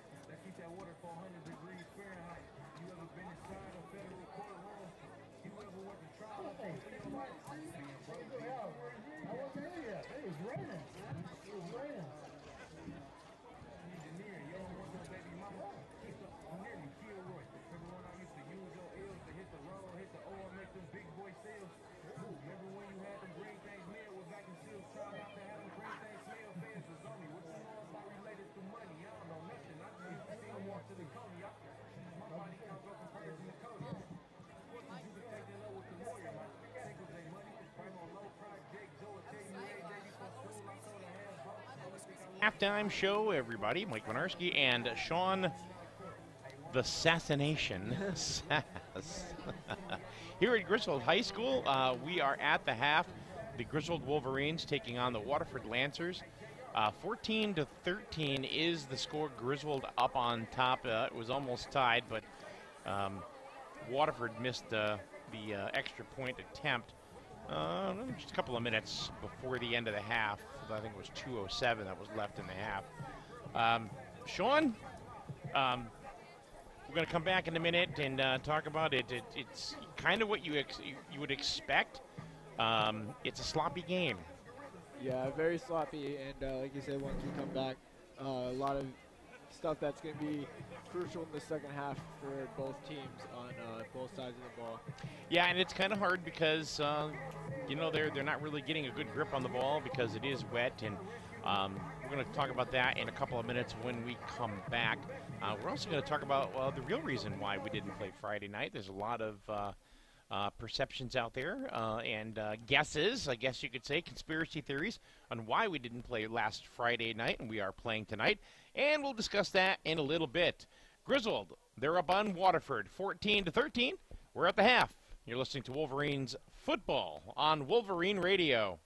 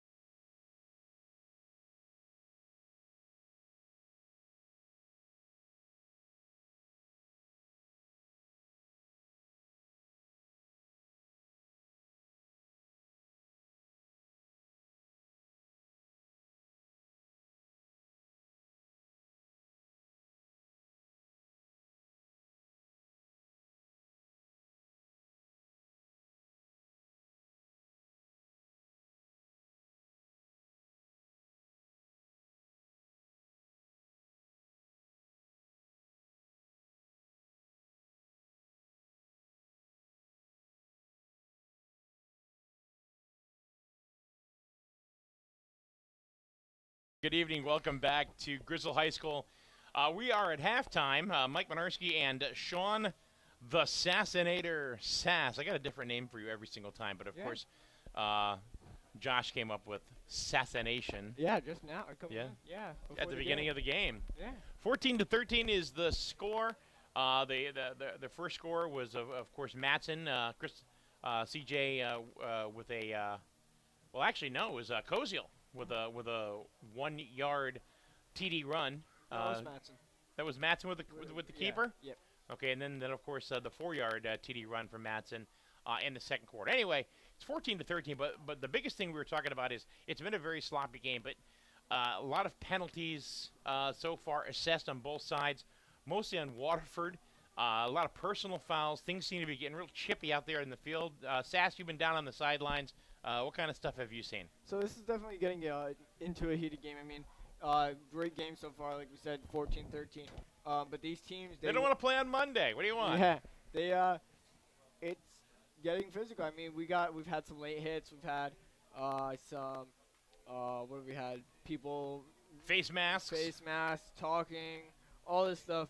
The personal foul is the one that gets you though, because personal foul you only get 2 in high school, and then you're thrown out. You can't even stay on the sideline anymore. We had an instance. We wasn't a personal foul last year, but that helmet to helmet we had last year. That showed We had one last game too. Yep. So you're allowed to stay there, but you can't be thrown out. Or you can be thrown out, but you can stay on the sideline. You personal foul, you have to leave. You can't be on the field near the field. There was a kid that got tossed last week. Yep. There was a kid who actually in NFA Friday he got tossed. He had 2. You got to leave the field. Yeah. Yeah. And but like, that and weather conditions have been playing a lot. I mean, as I'm gonna draw in the thingy. That thing. You're gonna That's illustrate here on the illustration.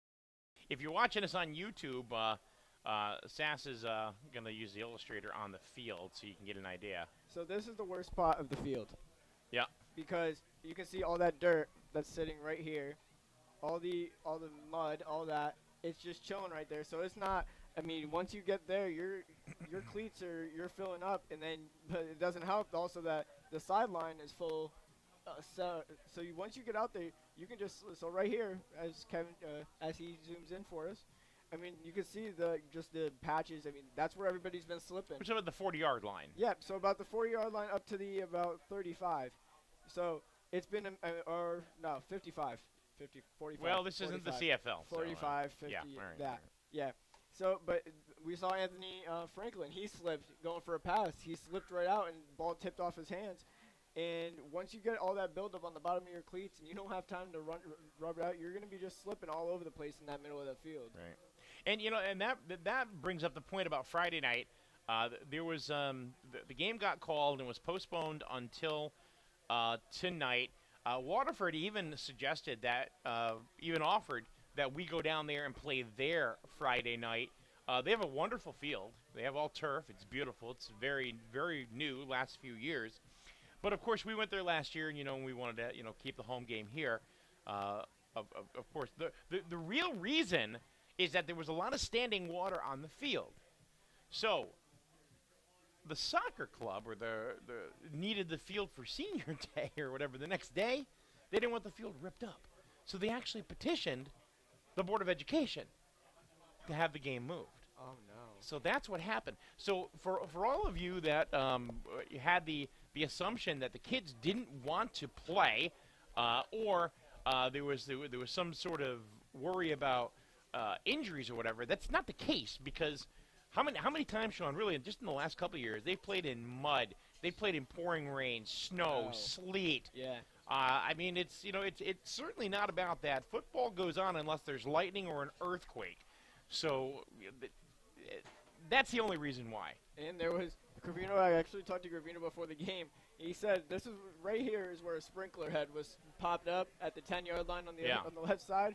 He said that had a big divot full of water from Friday. So it still had water still in it. So radio left from the broadcast booth is what you're saying. Yeah, he still said that was still sitting with water and everything. Yeah. I want to thank our sponsors for helping us bring you continuing coverage of Griswold High School football now in our 4th year. 4th year, Sass. Woo! You believe that? Yeah, we're 4th year. seniors. Yeah. I'm a senior, all right.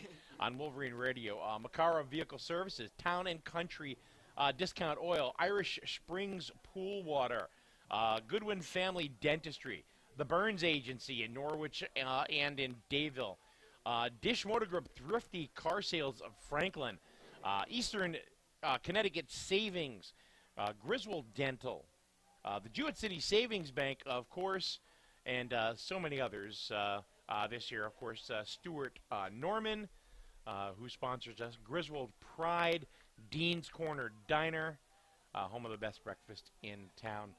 We appreciate every single one of our sponsors because, really, it's thanks to them that allows us to be here at Griswold High School or Waterford High School or Bacon or wherever the Wolverines may go. Now, next week's a bye week, right? Yes. Yeah, so then they got Crack after that, right? Yeah, we're Crack? going to. Yeah, we've had some interesting game last time we went to Crack.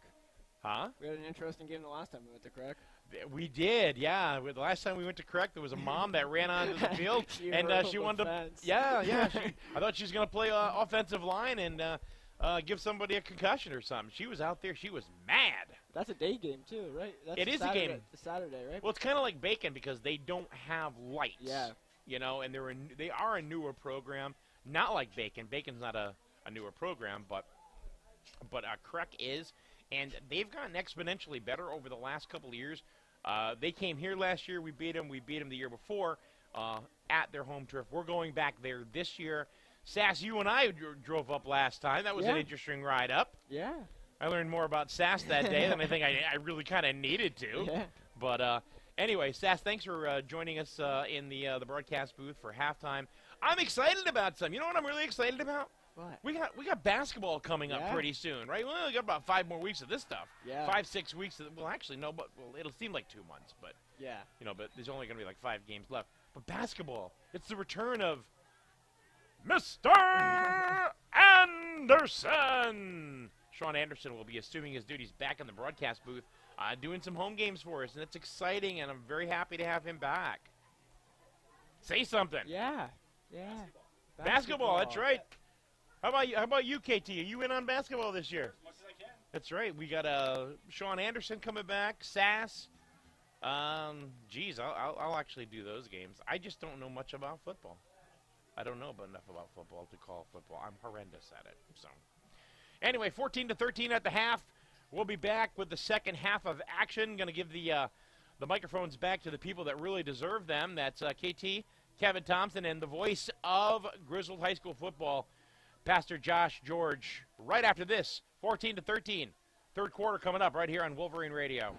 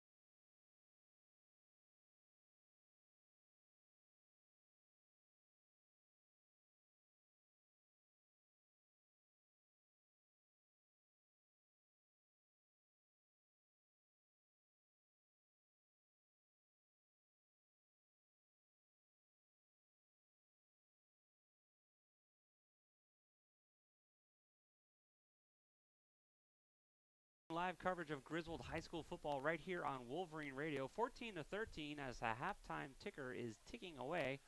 The men in green are taking the field radio left. The men in white from Waterford, the Lancers, are taking the field radio right. Wolverines chose to receive in the first half of play, so they're going to be kicking the ball away. Chris Thibodeau, who normally punts the ball, kicks the ball away, is not here tonight. He's not in uniform, so we've seen a couple of different guys doing the honors for the Wolverines tonight.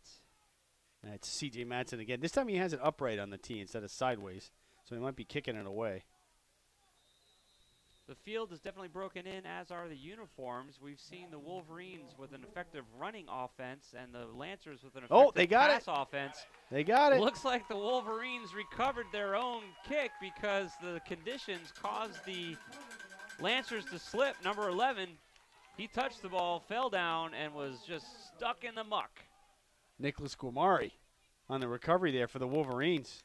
So from the Lancer 46-yard line, the Wolverines are going to get a special gift here at the opening of the half. The story of the game, really, besides just the brief synopsis that I gave with the two respective offenses, has been penalties. Yeah, 11 penalties in the first quarter. First half, I should say. Yeah. 7 on the Lancers, 4 on us. 3 Griswold players in jeopardy of being tossed out because of one personal foul call, and then the Lancers have 2 players. It's a handoff to C.J. Madsen up the left-hand side with some nice blocking. Rolls forward there for a nice gain. So if you're rejoining us after the halftime show and missed what Sean Sass said, we've got Devin Chaikow, Jaden Ellis, and Jack Nebb's car, all with one personal foul. If they get another one, they're ejected from the game. And on the Lancers side, he said there were 2 players. Unfortunately, we didn't get the numbers, so we do not know specifically who it is on the Lancers side. 2nd and 3 here for the Wolverines after a 7-yard scuttle run there by C.J. Madsen. Back from the shotgun, it's a handoff to the right-hand side of the ball. C.J. Madsen again turning the ball inside, getting some block. What a spin move. Yards after contact, bringing the ball down just short of the 30-yard line. First down. Wow, that was a nice run. Yeah, he wasn't giving up on that one. He got contact early, broke a few tackles, did a nice little spin move there, and dove ahead for the first down. We really saw him perform in the season opener against Bacon Academy on the road. 5 touchdowns by this young man. And then he basically single-handedly drove the ball 80 yards for a touchdown during the second quarter of play today. From the shotgun again, signaling, handoff again to C.J. Madsen. Gets hit at the line of scrimmage, but still gets a yard or 2. A little bit of friendly fire there, but bouncing off his own guys. It's kind of funny based on his size, 158, 155. You think Madsen would want to run on the outside, but he seems to do a better job between the tackles. And he's shown a couple of times tonight that when he decides to put it into overdrive, he can take off. And so if he sees a gap, he just accelerates right through it. Special treat here, opening drive by the Wolverines. They recovered their own punt. The conditions rose up and smacked the Lancers down after they touched the ball. It's a pass over the middle. Number 34 was the intended receiver. Play broken up by number 18 from the Lancers. Yeah, Michael Sims on that one. Good coverage there by the Lancers. Really didn't have much. No. 3rd and 10 here. We've seen Koziel throw into some pretty heavy coverage tonight. That's the first time I think we've seen him throw over the middle like that for 20 yards. I think this is 4-down territory too, Josh, for the Wolverines. Sure. Not going to get much out of punting the ball here at the 32. 32. 3rd and 10 for the Wolverines from the shotgun. Number 21 in motion. It's a pitch back to C.J. Madsen, who's hit at the line. And that play was stopped short. Number 1 for the Lancers with initial contact there. Marcus Lavelle, 5'9", 205. Wow. On that tackle. Solid kid. Yes, sir. That's not beef around the midsection. No. That's elsewhere. Yeah. Yep, going for it here. 4th and 9 for the Wolverines from the Lancer 31-yard line. 14 to 13, the Wolverines are up by 1, trying to expand that lead here early in the second half after recovering their own punt from the shotgun. Koziel looking to his left, rolling to his left, throwing down Over the middle, looking for Chappelle, looking for Chappelle, who couldn't get there. he couldn't. Chappelle was kind of right down the seam there, and because Kozier was drifting to his left, I think he threw it a little too far to the left. Chappelle was open. Yeah, that would have been a nice first down for the Wolverines. But instead, the Lancers are going to take over on downs on their own 31-yard line. So that was a 3-minute drive by the Wolverines. They were not able to capitalize on recovering their own punt. Again, a few of the kids tonight wearing different things of pink in honor of Breast Cancer Awareness Month. Actually, did they change it to just Women's Cancer Awareness or something like that? I don't remember. It's a quarterback keeper to the left-hand side. Wolverines scrambling to try and bring the quarterback down. Finally wrestle him down. Nice gain there. Looks like a first down for the Lancers. Yeah, Ryan Bakken on the carry there. Haven't seen that much. Maybe one other time, yeah. Just the second time tonight, and the first time it didn't work. I think he got chased out of bounds. Yeah, so 12 yards on that one. And then there was a holding call, and so it walked it back. So really he didn't get anything the first time he did it. It was a nice fake. He did a good job selling it. Again from the shotgun, dropping back to pass. Over the middle. Over the middle. Complete. Finds his receiver, brought down by number 5 at the 40-yard line in Wolverine territory. Logan Chappelle on the stop there. I tell you what, Kevin, that is a dangerous play if they keep executing it, because that looked really clean and really crisp, and that was a nice pickup for them. Yeah, it was a quick slant. I mean, plain and simple. And he was open and then got about 5-6 yards after he caught it. You have to wonder if one of the halftime adjustments was the coaching for Waterford saying, boys, we have to throw the ball because the secondary is not as strong as the defensive line for the Wolverines. Oh, bad snap. Botched snap. Quarterback covers it up and then is touched for the sack. 48, their own 48. Yep. That's a big loss. I tell you what, that's been the story of the night too, is that what with one thing and another. 12 yards. This is a 12-yard loss. It's surprising that it's a one-point game, because between penalties and that kind of stuff, it's like the Lancers are their own worst enemy. They really have some nice bones in their offense. Not in the run, because the Wolverines have shut that down. But this young man can throw the ball, and our secondary is not as strong as our defensive line. Exactly. Even against Killingly, they didn't run the ball as well as they do against others. So we're back to throw again for the Lancers. He's open, and he overthrew him. He overthrew number 4, who was wide open. That would have been down to the 25 and potentially in the end zone, because there was no coverage. But he just overthrew his intended receiver. Nico Tebow there, the wide receiver. And honestly, I watched the receiver the whole time through the binoculars. He didn't even look back. It just looked like a botched timing or something didn't click there. 3rd and 22. Good, not 3rd and 28 is what the scoreboard says. They're wrong. That's okay. Yeah, you're right. It is 3rd and 22. Here we go. Here's the snap. 3rd and forever. Pressure by the Wolverines. Throws it away. Yeah, he had too much. He didn't want to throw that quickly. He had to, though. And then the receiver slipped as he was trying to come back for it. So. Yeah. The Wolverines have done a good job putting pressure on him, even though he's taking almost all the snaps from the shotgun. But this young man can't throw. But it just looks like their routes are either not clean or the timing is messed up, because a lot of times these guys are open. Like, they're blowing through the secondary coverage for the Wolverines. And if it ever starts clicking, we're going to be in trouble. It's only a 1-point game. But the Lancers getting ready to punt the ball away.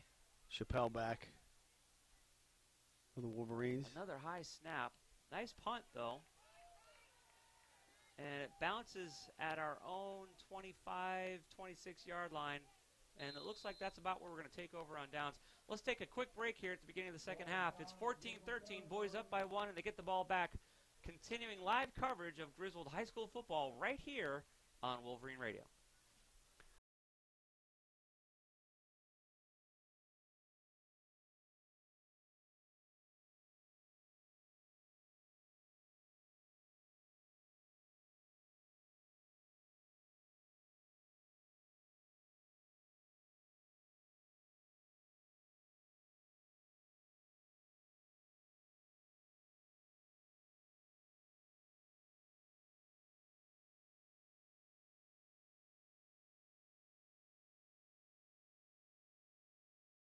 It's a handoff to number 4, who has a jersey grab. That play is stuffed. The ball's out. Lancers are saying they recovered it on the play. You're listening to continuing live coverage of the Wolverines versus the Lancers, and the Lancers are saying that that was a fumble, and it sure looked like it could have been. Forward progress was definitely over, but the ball popped right out. No, they're saying he was down. The officials had a conversation at the 25-yard line. They say he was down, so he lost, 4 yards there. So 2nd and 14. Yeah, the defender grabbed him by the jersey right below the numbers and just it almost stopped him dead in his tracks, and the ball popped out, but I guess they're calling it down by contact. 2nd and 14 for the Wolverines, up by 1. Second possession of the half after they recovered their own kickoff. Back to throw is Koziel. He has C.J. Matson on the left-hand side. Another jersey grab and a flag that time. Not sure what they're flagging there, if that was Chappelle on the block or the grab of the jersey. Matson gets Horse out collar. about to the 35, so it'd be close to a first down if this play stands. Now they're conferring and see what if they call, if it's the same penalty or 2 penalties. It looked like a clean tackle to me. It looked like a jersey grab below the numbers. Oh, Block in the back and block in the Chappelle. back. So the Wolverines take a penalty here. That's going to make it about 2nd and 22. Goodness.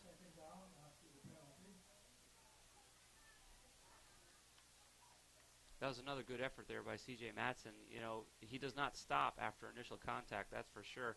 In fact, in a lot of his plays, he gets as many yards after contact as he did before initial contact. That last play is another example of that. So the ball moves back inside the 20-yard line, right around the 15-yard line. Got 4 wide receivers in this set in the shotgun, Josh. Looking to his left, wanting to go left, rolling left. He's under pressure. Koziel scrambling for the sideline and tackled right around the 20-yard line. He did not throw that time. Kevin, did you see the receivers? Were they covered up? I was watching. Chaikow was open short. I think he was looking for Franklin, and he was upset when he got up because I think he yelled at Franklin, "You got to come back to me if I'm scrambling. Right. You give me an opportunity to get it to you." Yeah.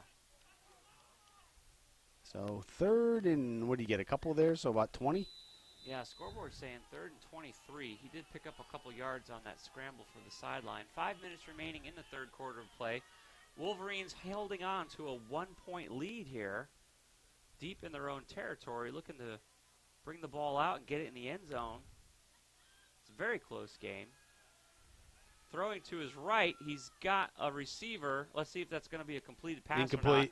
Yeah, it's going to be close.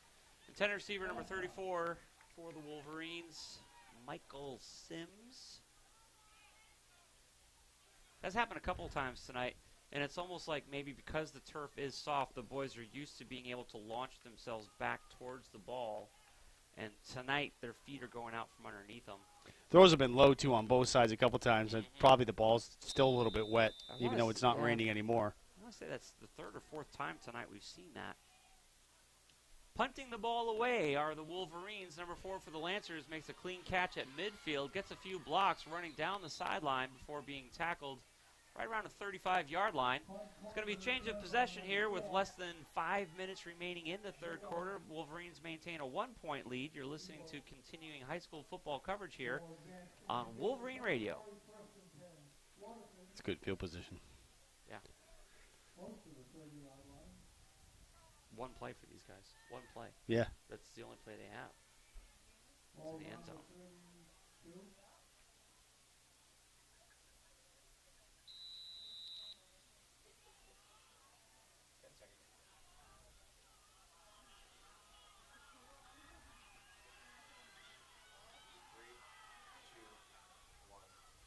Lancers with great field position, choosing to run the ball up the middle. The captains say no, along with number 22 stopping that play. Matt DePonte still picked up about 5, Josh. 4 or 5. Good field position here for the Lancers inside the Wolverines 30. 4 minutes remaining in the third quarter of play. Lancers trailing by 1 point, looking to go up by 5 here by putting it in the end zone. Taking all the snaps from the shotgun. Same play, number 1 up the middle. That play was well and truly stuffed. Lost a yard, I think, there. Number 30 and number 56 for the Wolverines. Vontae Fontaine, Corey Carr in on that tackle.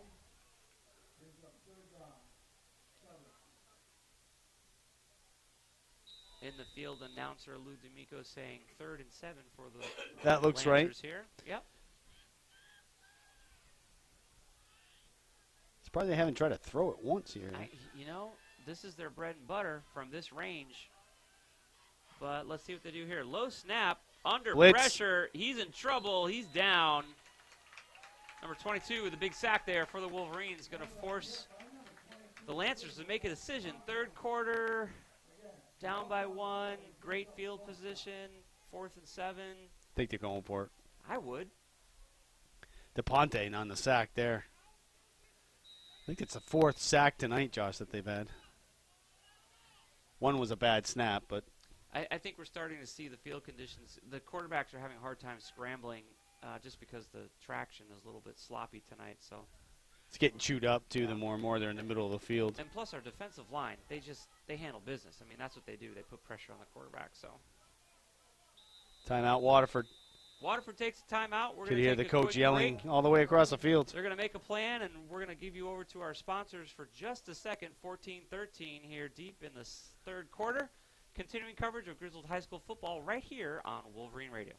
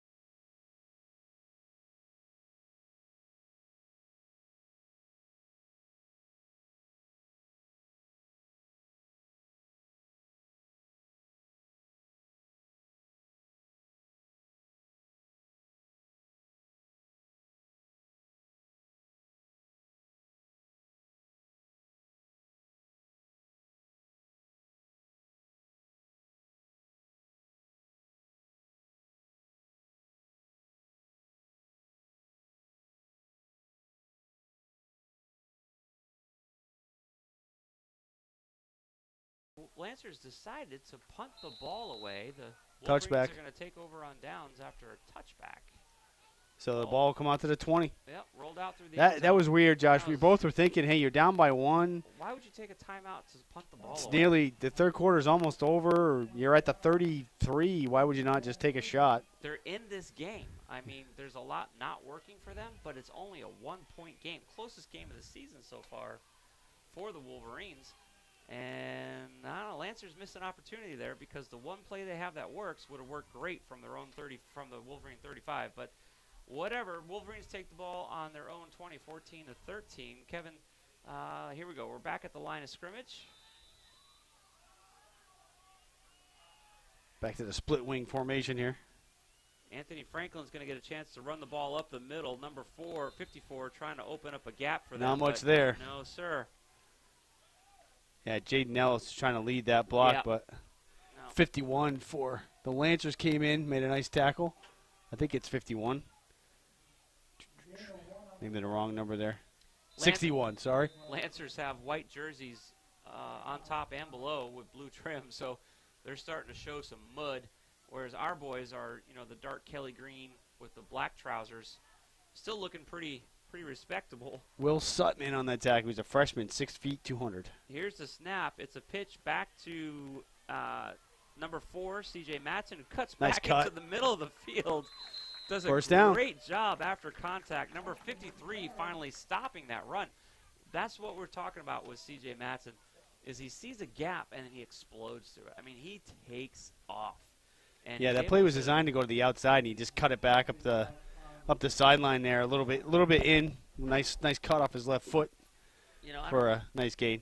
don't know if he's processed it this way or not, but it's almost like he's using the size of the lineman against them because their reactions are slower than his speed, and he's counting on it because he makes running up the middle look easy through these small gaps that he just Got a penalty here, Josh. I didn't even see the powers hanky. through. No, I didn't see it either. Holding Oh, my goodness. right at the line of scrimmage, too, so that's going to be 2nd and 20. Yeah, we're back at our own 10-yard line, so everything that just happened, you can forget about it. First down now is out at the 30, and we're going to take the snap at the 10. I think that's the first penalty of the second half, isn't it?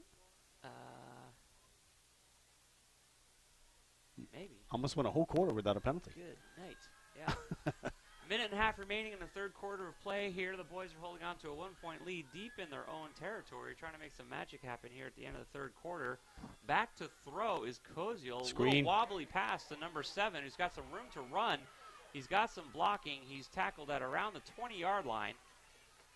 Nice 10-yard gain. Looks like he got out a little beyond the 20, so a little past the line of scrimmage. So 3rd and manageable, 3rd and 8. Yeah, we don't see the Wolverines do that very often. That was Jack Nev's car. I was going to say, we don't see him catch the ball very often.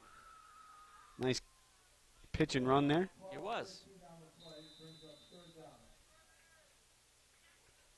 45 seconds remaining in the quarter. Koziel comes into the huddle with the play. This might be the last play Yeah, of it's gotta the be. quarter. It's going to be under 30 seconds by the time they snap the ball. 3rd and 8 is what the scoreboard is saying. Anthony Franklin in motion in the backfield. Back to throw, looking down the middle of the field. Sees a gap. Holds on to the ball. Running through the middle is Koziel before he's tackled. Got the first down, it looks like. Number 4. Just for a the little bit beyond the Lancers yard marker. was able to get a hold of a shoulder pad and bring Koziel down. Clock is going to run out there, folks.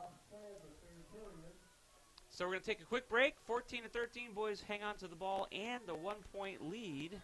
You're listening to continuing live coverage of Grizzled High School football right here on Wolverine Radio.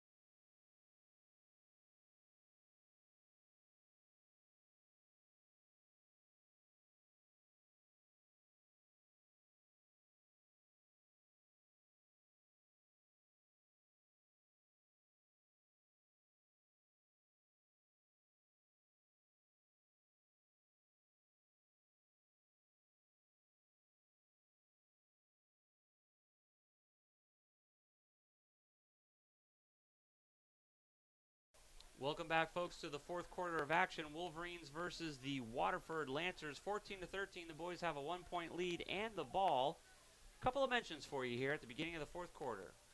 Law offices of Stuart R. Norman, 1019 Slater Ave, Jewett City, 860-376-0069. In Deed's Corner Diner, downtown Jewett City, breakfast and lunch. If you're looking for a great breakfast and awesome sandwiches, go to Dean's Corner Diner in downtown Jewett City. Here come the men in green versus the men in white with a 1-point lead, 1st and 10 from their own 30. It's a snap from the line of scrimmage. Anthony Franklin with a run up the middle with some great blocking and some good speed there. Nice gain there by young Franklin. Just about a yard short of the first down, so it'll be 2nd and 1. He's one of those guys where as soon as his second foot plants, he's at full speed. Yeah. So he's quick. you get up to Yeah. speed fast. He's quick. Yeah. He's a fastball. C.J. Matson's like an off-speed pitch. He looks slow, and then he explodes. It's a pitch to Franklin on the right-hand side. Gets a block from C.J. Matson. Trying Has to the turn first down. corner, picks up the first, forced out of bounds. No penalty there. Gets pushed through the Waterford Lancers sideline. The referee did a good job. He was all over that. Ran right into the mass of players to make sure nothing extracurricular happened. Yeah. First down. 2 runs by Anthony Franklin, resulting in a first down. 1-point lead by the Wolverines. This is anybody's ball game. honestly, it feels like the Wolverines should be ahead more than they are, but let's see if they continue the run march down the field. This is what they did last time when they scored in the second quarter. Scoreless third quarter. Boy, C.J. Matson broke a nice tackle there. He didn't think he was down, but he was whistled down. You get about a yard or so on that, Josh. Didn't really have much there, and he kind of made he could have been tackled for a loss, but he made a little something out of nothing. That's him after contact, man. It's like he gets fired up as soon as he gets hit a little bit and says, we're just getting started. That'll be a good time to see if they can get something going in the air. Broadcasting live tonight from the Griswold Pride broadcast booth. Thank you to Miranda Nagel and crew for everything that you guys do. 1 point lead here by the men in green, trying to make it more. It's a fake and a keeper. Option. Koziel's keeping the ball, running around the right-hand side, takes a big hit by number 44, who stands him up. But a nice gain there by Andrew nonetheless. Just shy of the first down, I think. They're close to the yard marker. Let's see where they spot really it. close, Kevin. That's closer than I thought they were going to make it. That's less than a yard for sure. It's about a football. So Koziel crosses midfield.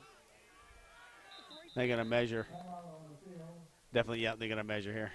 We'll take a quick 30-second spot while the refs measure and make sure that Koziel did not, in fact, get a first down, but he's really close to it. Stay tuned for the conclusion here of the fourth quarter, continuing coverage of Griswold High School football right here on Wolverine Radio.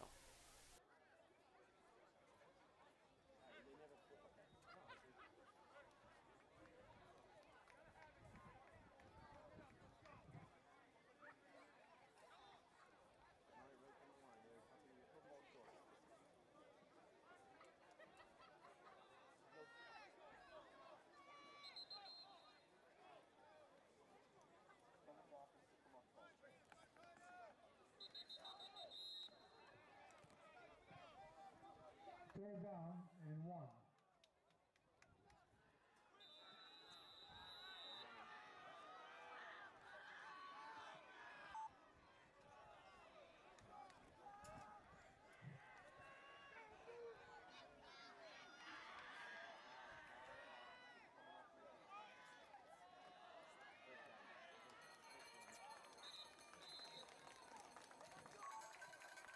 Nice run up the middle. C.J. Matson for the first down here with less than 10 minutes remaining in the fourth quarter. 14-13, Wolverines on top by 1 of the Waterford Lancers. Run, run, run, run, run is what we're seeing here in the third and fourth quarters. Scoreless third quarter. So Matson between the tackles, Franklin on the outside on this drive has been working for the Wolverines down to the 42 of the Lancers. Yeah, Koziel hasn't thrown the ball much this quarter or last at all. It's another run up the middle. C.J. Matson has some room to move with his speed. He just finds the smallest gap and plows right through it. Nice run there. Picks up about 8. Lou said 5. You said 8. Let's see what it Look is. where the ball spotted. 6.5. Yeah, I mean, I'll split the difference with Lou. I don't have a problem with that. 2nd and 4, so there you have it. Yeah.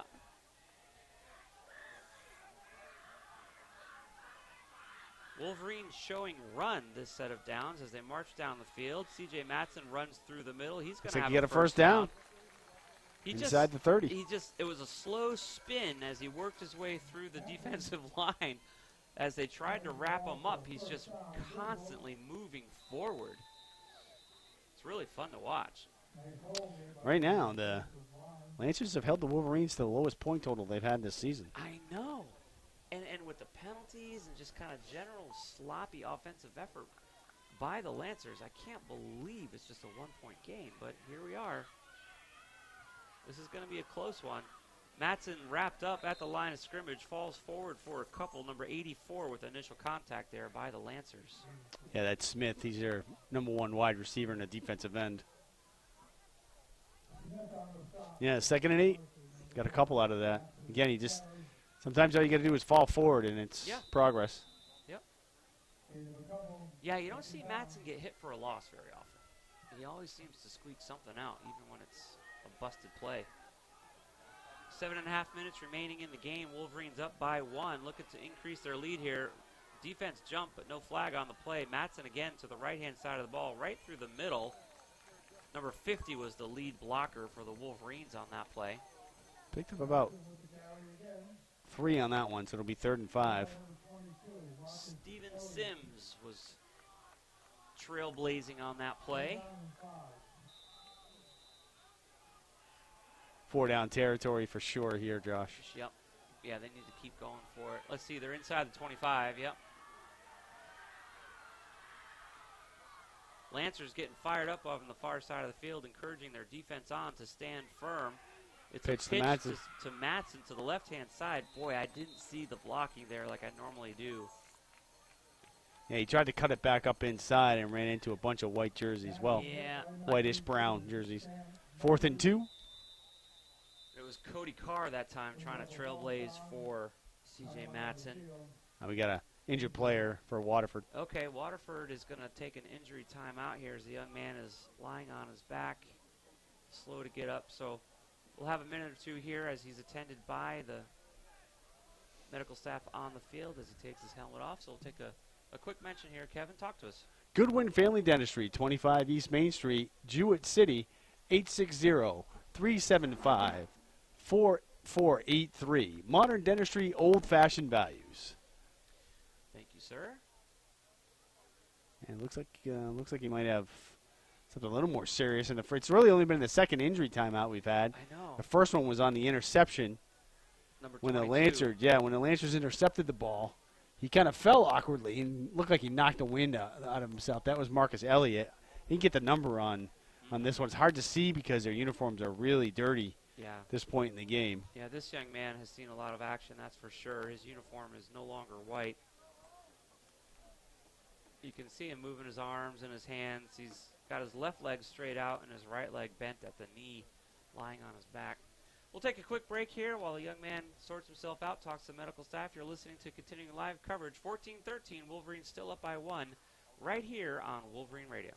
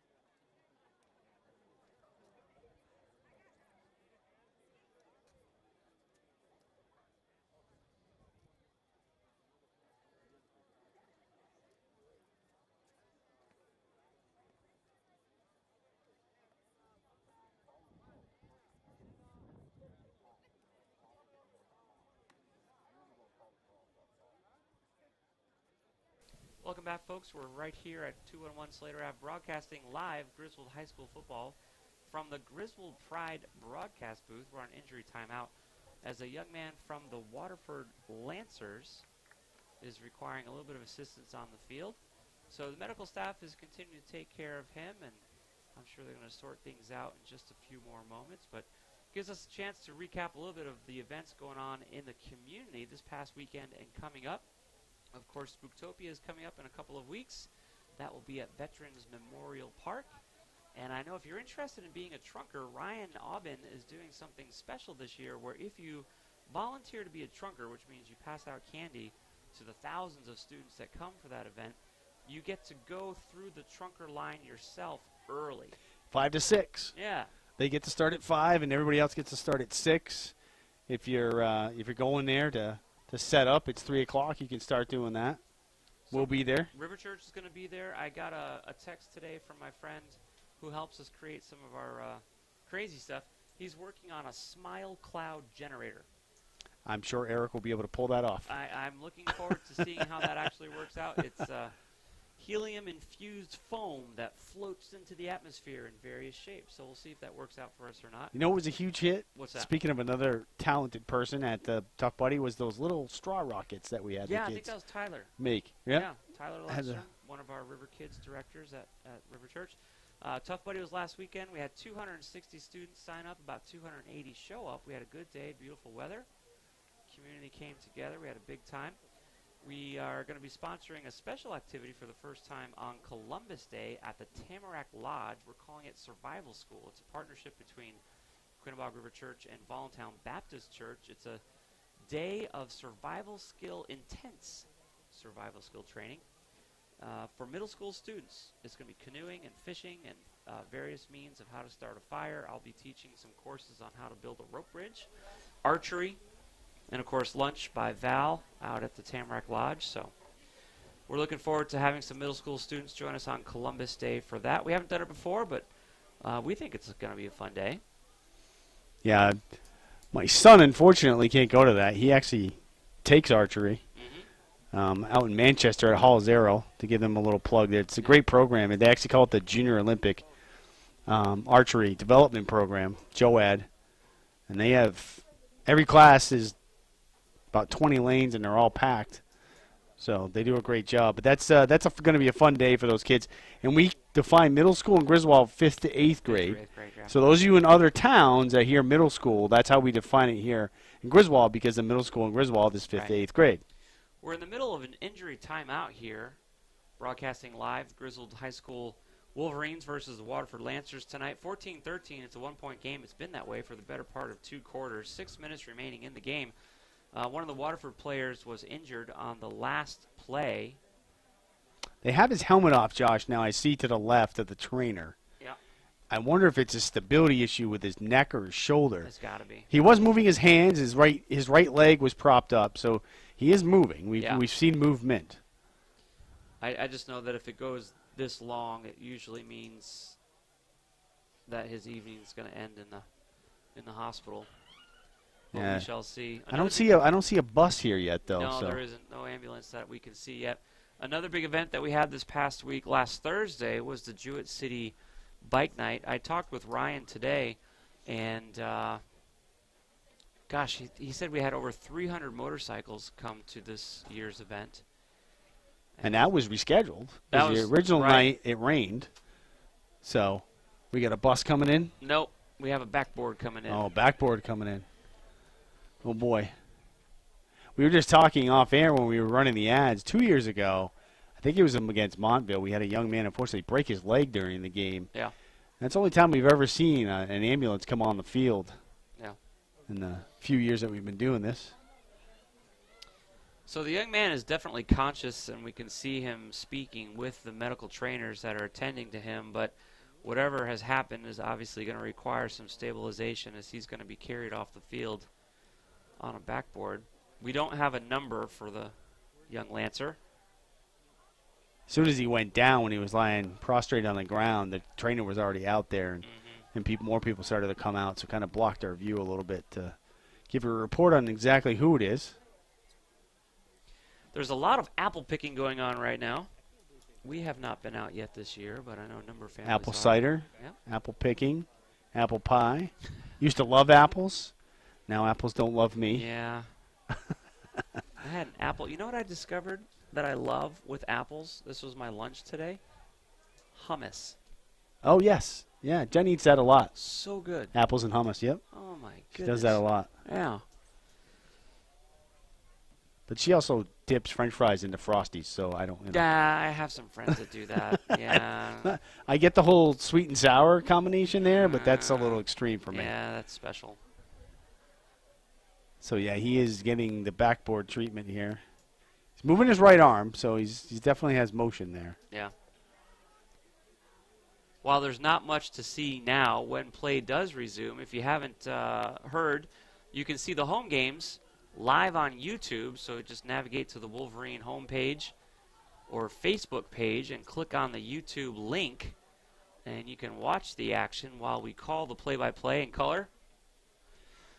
They normally have a doctor at the games, too, just in case something like this happens. And I'm not sure one of those gentlemen that came in is a physician.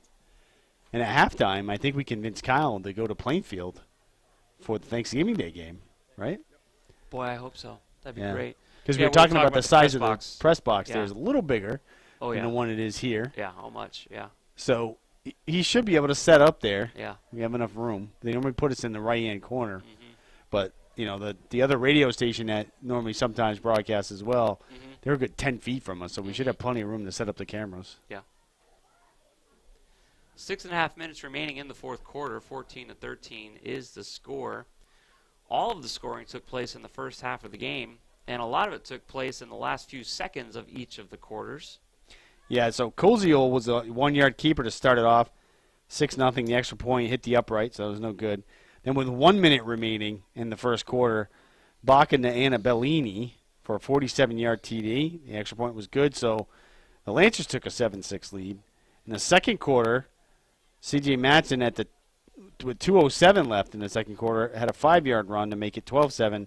He also scored the 2-point conversion to make it 14-7. And he drove that ball down the whole, like 80 yards down the field. It's pretty much him, yeah. It definitely was. And then with 18.8 seconds left, Bakken to Smith, 20 yards, 14-13. The extra point was blocked. So the blocked extra point right now is a difference of the game. Yeah. Yep, sure is. So it looks like the young man has been placed on the backboard, but they are taking the time that we need here to help this young man get the medical attention that he needs. A Waterford Lancer. We don't have a number, but his jersey is muddy, so he's been a producer, that's for sure. The entire Lancers squad is on their knee. Yeah, AD Steve Cravino was just talking to, I believe, one of the firefighters walking to our right here to the right end zone, trying to figure out how they're going to get whatever vehicle they need onto the field. Definitely been a challenge for Steve and his crew with all the rain that we've received in the fall so far. Of course, this game was originally scheduled for Friday night, and it was a soupy mess. So we're playing tonight. Kevin, where are we Friday night? This coming Friday, we are on the road. You had to ask me. I don't have the schedule right in front of me. I can pull it up on my... No, I have it. I just physically didn't have it right in front of me. Sorry. What did I do with their schedule? We are... Oh, it's a bye week. Oh, yes. This week's a bye week. I'm sorry. Never mind. Yep. We're nowhere. Our next game on the radio is Friday in Wyndham the 12th. Yes. So. Okay. And then it's Craig on the 20th. I will not be at that game. You will be with Mike in that game. We broadcast from the bleachers, if I remember correctly. There. We did. We haven't been there in a couple years, so I don't know if they have a press box out there now or not. And then after that, it's on to Sheehan in Wallingford. You'll miss that game. Yep. You're being kidnapped. I am. Looking forward to it. And then that's a big game because Sheehan definitely is generally a powerhouse in Class M. So that'll be a tough game to see exactly how far the Wolverines have come. And then it's Amistad, which I hear is struggling this year. And then Trumbull at home, so they come to us. That would be another hike if we had to go down there. But that should be an interesting game too because Trumbull obviously much larger town, much larger school. They actually have two high schools. They have a private and a public in Trumbull, St. Joe's, who beat the Lady Wolverines in softball in the championship for Class M this past softball season.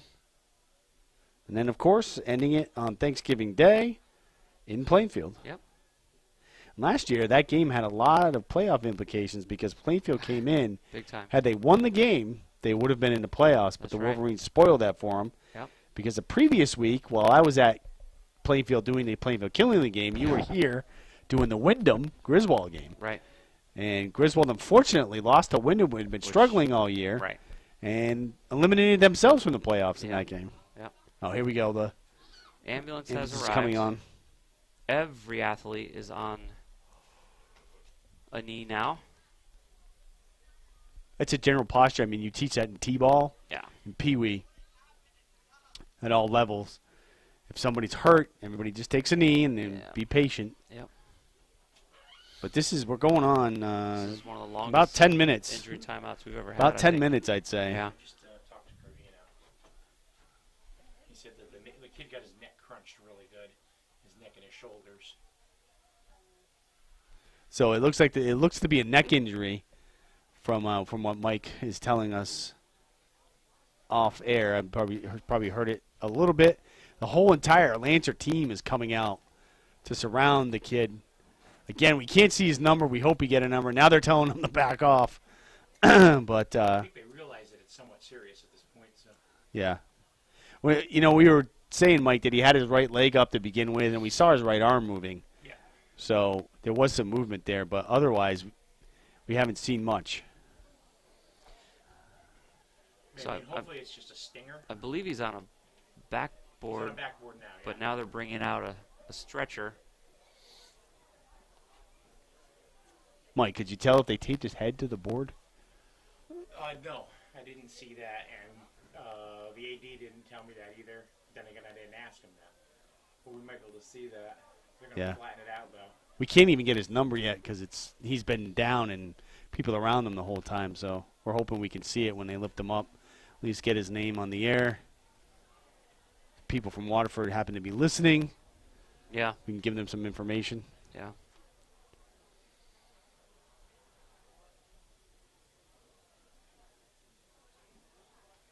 Now, is an ambulance normally here on site, or do they have to call for it? Normally the EMTs are here. Sometimes American Ambulance will be here on a Friday night. You know, if they'll set up shop here, kind of like they'll do down at Veterans Memorial Park during an event. Right. I don't think they were on site tonight. No. Because I know there's a rule at certain sporting events that you normally have an ambulance on site, and if that one leaves, they have to wait until another one comes before they can restart. Yeah, I can see the young man. He's just crossed his arms. You know, he's trying to make himself comfortable, but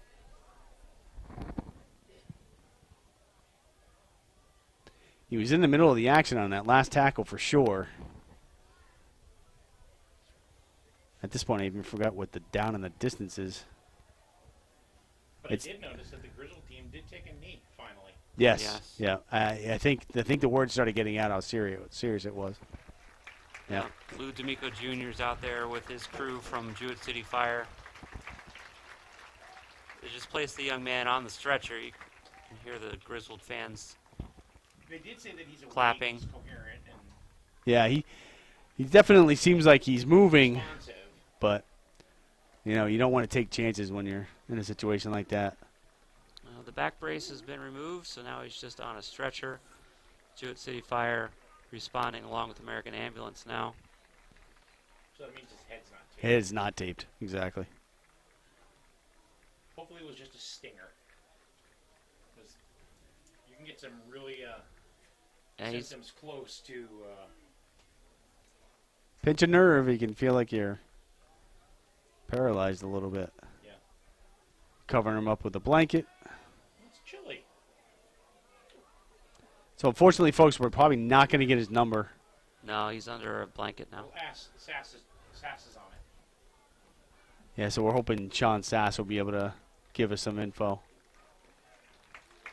Another round of applause for the young man. He's being driven off the field in a wheeled stretcher as American Ambulance is probably going to be taking him to Bacchus. 6:39 remaining in the fourth quarter. They do have a collar on him, Josh. Okay. I can see that. All right, hopefully. Wolverines beginning to stretch out again and limber up after about a 15-minute injury timeout. Yes, it was.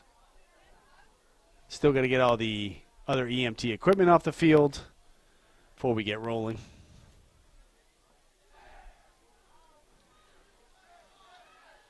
Fourteen to 13, the Wolverines maintain a 1-point lead. They are in the middle of a drive. I believe when play resumes, we're going to be right around the 20-yard line, right on the 20-yard 20-yard line. yeah. It's fourth and I think about 3, Josh, if I Yeah. remember correctly. Yeah.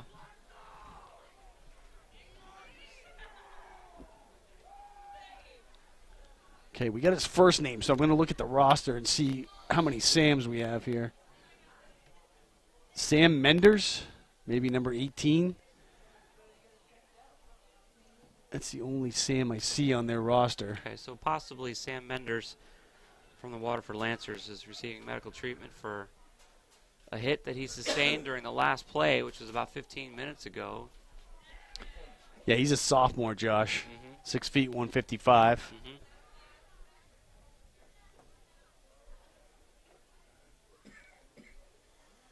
Yeah, both teams stretching out a little bit, trying to limber up again so that they can get ready for action here. Officials stretching themselves and also giving both teams plenty of time to get ready. Steve Gravino coming back out on the field. Yeah. Probably going to go to the Waterford side and let them know where the young man's headed. Yeah. We've been fortunate, Kevin. We've been covering every game. This is our third season or so, and I think that's only the second time we've Only seen the second time, yeah. the student have to go to the hospital like that.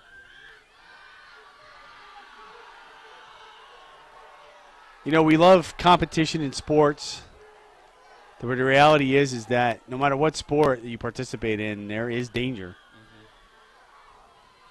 Lancers cheer crew is getting the Lancer fans back in the game. Yeah, they need to stop here. 4th and 2 or 3. The Wolverines get a first down here. Just under 7 minutes to go. We'll see what happens. Play resumes here from the Grizzled Pride broadcast booth. It's an option. It's a keeper. Cozio looks like he's short. Cozio looks like he may not have come up with the first down. The Lancers are saying that they're going to take over possession, that they made the stop.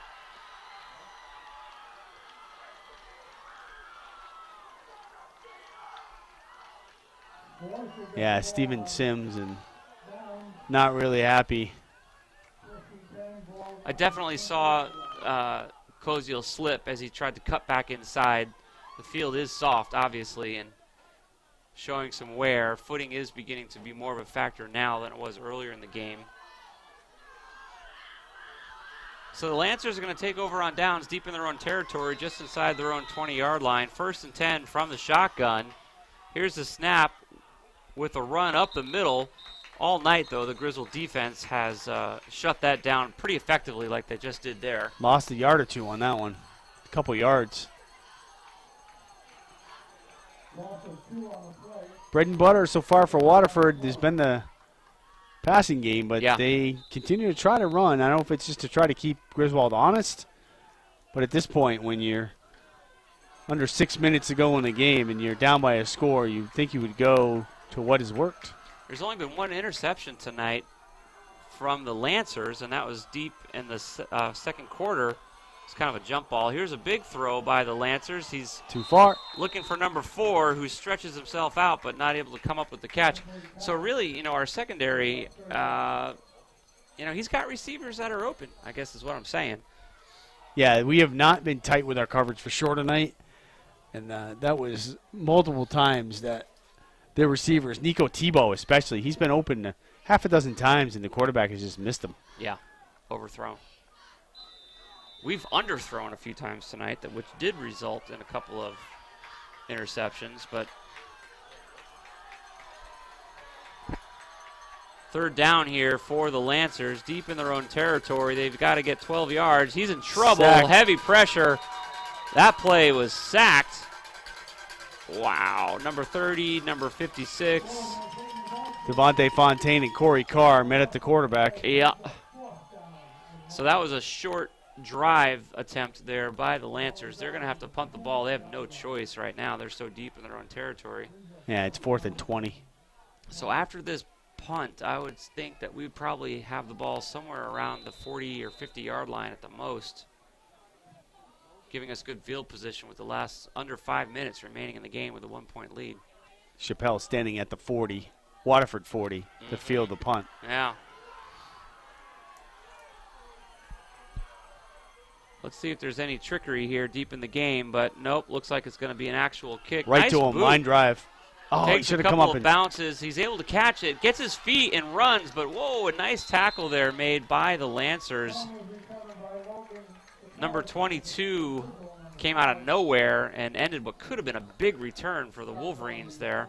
yeah, 22 Marcus Elliott has had a good game for the Lancers tonight on That was defense. the young man with the interception in the second Yeah, quarter. one of the interceptions. He had one of them. Yes, correct. Yep. He had the wind knocked out of him earlier, but he's definitely got it back now. So Yeah, I don't know why Chappelle retreated. It was a line drive kick, and I would have tried to come up and field it, yeah. but he took a step back and tried Yeah. to take it off the ground and then went backward. Ball spotted at the Lancer 47-48 yard line as Koziel takes the snap at the line of scrimmage, hands the ball off to number 4, C.J. Matson, and gets a couple yards on that play. Looks like they're going to give him 4 yards on that.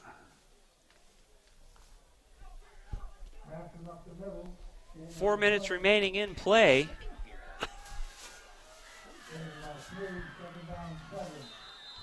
Lancers are definitely fired up with the young man that had to be brought to the hospital for an inspection of his spine and neck area. Lots of action going on the far side of the field from the crowd. Yeah, it can definitely give you some momentum. Unfortunately, it didn't work for him on offense. No, maybe they're hoping it will on defense as C.J. Matson runs around the end, bounces Nothing there. into number 1, and then number 22 finishes him off. Oh, There's a flag. Yep. late flag. That's Big gonna be a late personal flag. foul. That's going to be another personal foul. He drove against him into the ground and then Waterford. stood above him and taunted him. Yeah. How many personal fouls have there been tonight? That's 8, I want to say.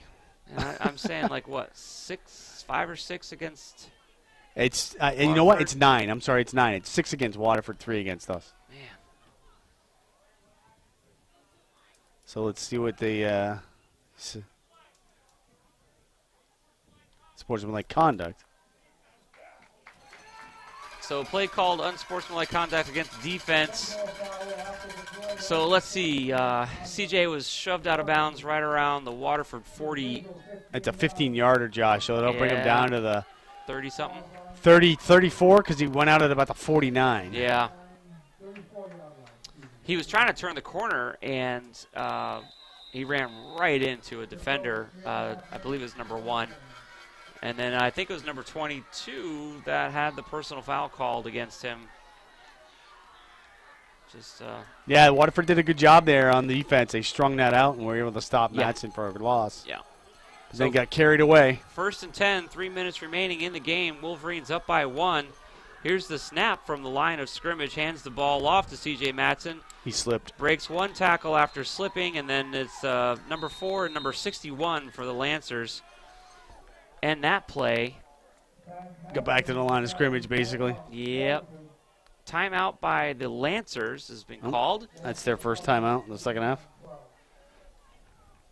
So we'll take a quick break, and then we'll have the conclusion of the game. Wolverines up by 1 here in Griswold. You're listening to concluding coverage of this game right here on Wolverine Radio.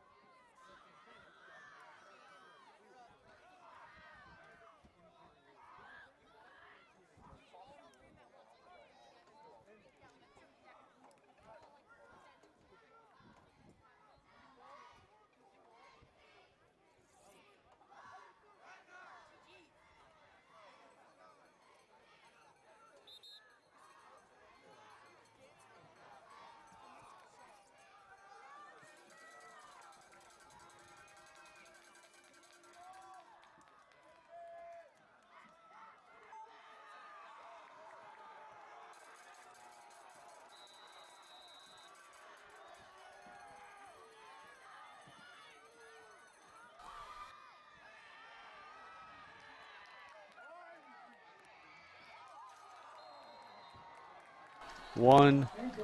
Well, folk, a big incomplete pass by the Wolverines. That might have been in the end zone if number 5 could have held on to it. Beautifully thrown by Koziel. But Logan Chappelle couldn't grab the ball. He had a couple guys open there. He had Franklin underneath, just about at the first down marker, and then Chappelle deep. in between two defenders. He got a couple steps on him, and unfortunately couldn't hold on to the ball. So it's going to bring up 3rd and 11 for the boys in green from their Lancer 35-yard line. 3 minutes remaining in the game, up by 1 after a 15-minute injury timeout. One of the Lancers is receiving medical attention now at Backus Hospital for potential spinal injury. Moving around and conscious, but playing it safe. Going from the shotgun here, Josh. Single back behind the quarterback. Wolverines are going to have Delay to a take game. a delay a game penalty because there's a miscalculation between Koziel and number 5. They were not communicating.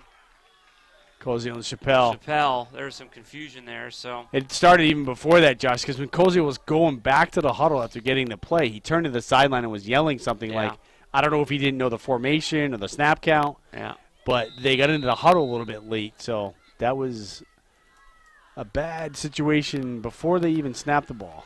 3rd and 15, 3rd and 16, depending how you squint your eyeball. 3 minutes remaining in the game as the Griswold crowd comes alive, cheering on the boys in green to try and get in the end zone here to seal the deal. Right now it's just a 1-point lead. Closest game of the season. Back to throw, under pressure, scrambling to his left, evades the tacklers, throws a screen pass forward, incomplete. Tried to get it to Sims, I think, there across the middle. Well, Kevin, you're at the 40, 45-yard line. 16 yards to go, 4th and 16. Looks like they're going for it. I would. Looks like they're going for it. I mean, it's a gutsy call, but, I mean, field position really hasn't been too. I mean, it's such a close game, but our defense, they shut the run down, bottom line. Our defense can definitely contain the run. It's just they get a couple of good plays off with the pass, and we're in trouble. Oh, they are punting he's the ball punting away. it. So the Wolverines do punt the ball away, take a conservative call here with 3 minutes remaining in the game. They down the ball right around the 5-yard line, deep in Lancer territory. So this is going to be tough for the Lancers. I'm trying to think if they've managed to have a 95-yard drive yet tonight. No, not that long. I don't think so. Not that long, but yeah. So it's they still have 2 timeouts left. Yeah. It's 2:47 to go in the game. Wolverines are hoping for 3 and out with possession like they just had inside the 50 and hope to drive the game home with almost 2 and 3/4 minutes remaining in the game. It's funny. This game. It's weird that it's only 1 point, just because it really feels like the game has been dominated by Griswold with so many Lancer penalties, but it's just a 1-point game. Back to throw, has his receiver wide open and misses him. Was thrown a little short behind the receiver. Couldn't get back to the ball. Number 5 assisting number 10. Back up to his feet. Logan Chappelle giving Anna Bellini. Quincy Foreign a boost. Oh, yep. Oh, no, I'm No, sorry. Dan That's Annabellini, Sorry, yep. sorry, you're right. He actually caught the original touchdown pass, the 47-yarder. Yes, sir, he did. From Bakken. Let's see what they do here. 2nd and 10 for the Lancers, deep in their own territory, basically on their 5-yard line. I'm sure they're going to throw. Throwing over the middle. Oh, Intercepted. that ball was almost intercepted, but Oh. instead they're saying it's an incomplete pass. Number 4 came up with it miraculously. Yeah, I Nico don't know- Tebow. I don't know how. He's profusely, vehemently arguing with the official that he caught it. Because it But sure they're looked saying like no. an interception, but it squirted through the defense's hands, and he ended up with the ball, but it's going to bring up 3rd and 10 for the Lancers. This is the play of the game for them right here. 2.5 minutes remaining. If they can't get a first down, it's going to be good night for them. Throwing to the left-hand side, screen pass, breaks 1 tackle. Number 9 running forward. It's not going to be enough, Kevin. Nope. About 6 yards short. Good stand there by the Griswold defense. Sure was. They shut the pass down very effectively late in the game. They're going for it. Lancers are making a gutsy call here. Really don't have much of a choice. Going for it, under pressure, thrown deep down the field. Caught. Has his man. That is a completed pass and then forced out of bounds. Lancers celebrating at that big first down for them. Wow. That was Smith. He caught the second touchdown pass. Coverage was there. It was just beautifully thrown.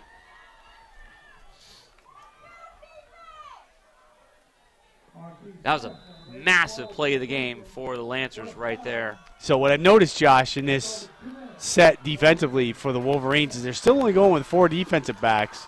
So it's man-to-man coverage because the Lancers are sending out 4 receivers. Under pressure, quarterback's going to get sacked. Wolverine defense steps up big right there to end that play. Jaden Ellis looks like he got him from behind. He broke away from Steven Sims, and then Ellis cleaned him up. Yep, that's exactly right. Minute 40 remaining in the game as the Lancers are hurrying up right now. Throwing to his left-hand side, completed pass, but let's see. He was down. Yeah, he was down by because he had his knee down on the ground. Yeah. High school and college, once your knee hits the ground, you're down. Moves the ball just short of midfield for the Lancers. Hurry-up offense going here. They're going to try and pull this off. They try to run the ball across the line of scrimmage to get the first down. Don't look like they got it. I don't think they got it. Of course, they're saying they did, but the officials are going to have to make a decision here. Let's see as the pile untangles itself. They're showing 4th down. They may measure. Yep, they're going to measure. So the officials are going to measure this first down effort by the Lancers late in the game, trying to put together a drive. They just need 2 points to win, 1 point to tie. Kevin, I'm telling you right now that spot is short. If that's the spot, it's going to be short by inches. Let's see what the yard markers say.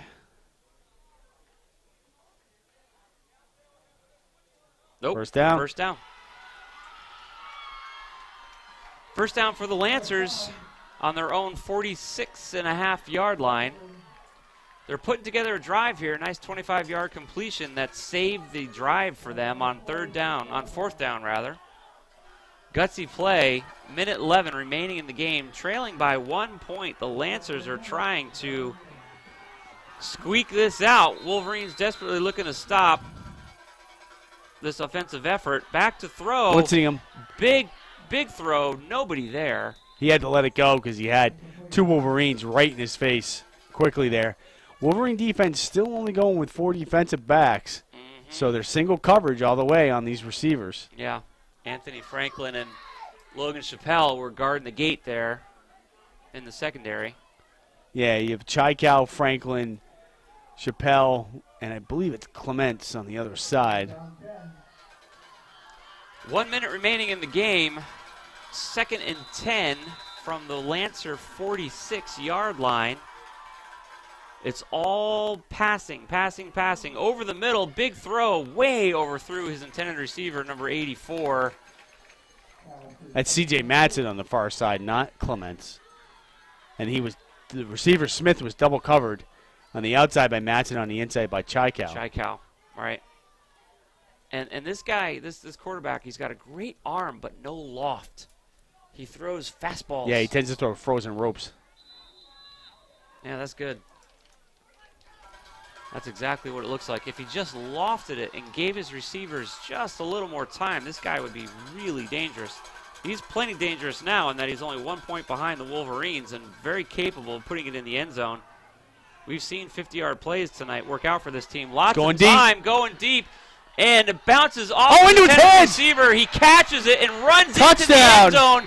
That is a touchdown with 46 seconds remaining in the game.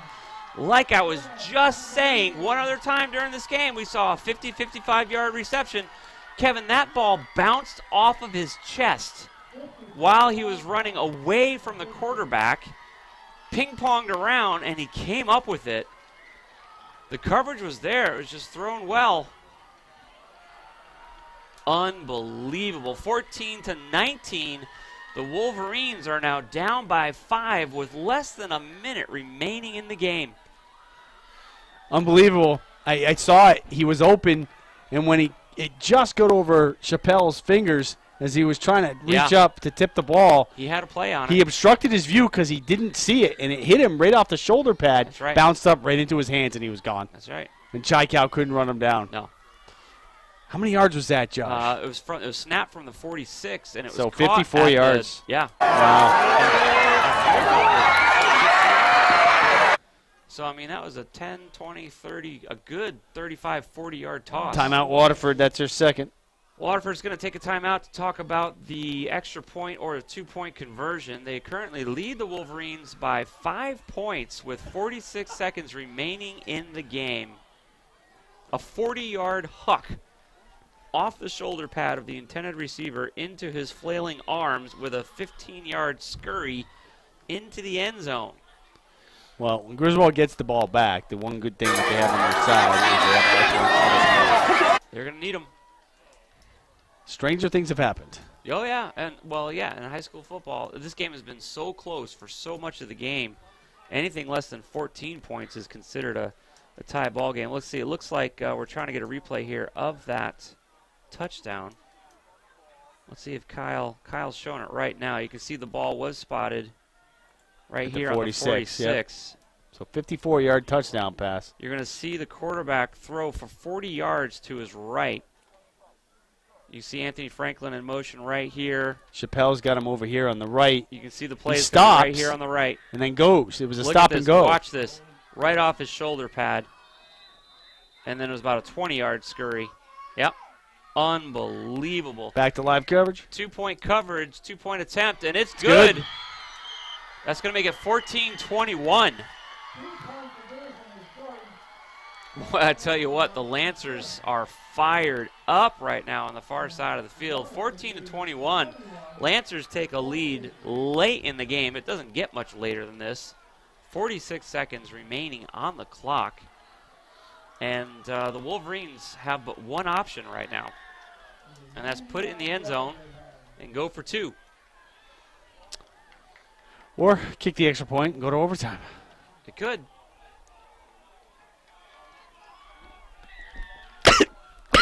I know, I get all worked up too. I get so emotional. Kevin, keep it together. Woo! That water went down the wrong pipe. I guess so. You Wow. keep trying to breathe it, but valiant effort. Woo! Excuse me. We knew it was possible, and we've been talking about it all game, that the one, well, like our big question was, why haven't we seen that 4 times instead of just 2? Because that's the one trick that this team has from Waterford is that 40-yard toss down the field. We saw it for a touchdown at the end of the first quarter. Looks like there was some confusion on the kickoff there. Yeah, they were trying to kick from the 30, but they kicked from the 40, so they're scooting the ball back. The Lancers here are going to kick the ball away. Let's see if they line drive it or if they actually kick it and give it some air. Let's see what they do here. Here comes the clock, which is the biggest thing. Nice, big, high kick. Cleanly caught by the Wolverines, just charging desperately down the field. Brought down just inside the 40. There's going to be some flags on that play. No flags. Boy, I thought for sure there was some extracurricular activity there, but Chappelle got it out to the 39, so not bad field position here. no. No, it's entirely doable, but it can't be a running game right now. They need to throw to the side a couple of times and get the clock stopped. They have all 3 timeouts, so that'll help as well. Yeah, so they could do a couple runs and then call a timeout. Let's see where Cozio lines up. Usually when he drops back, 4 it's gonna be a receivers to the throw. right. Yeah, okay, so 4 right. From the shotgun, looking to throw is Cozio. He throws left.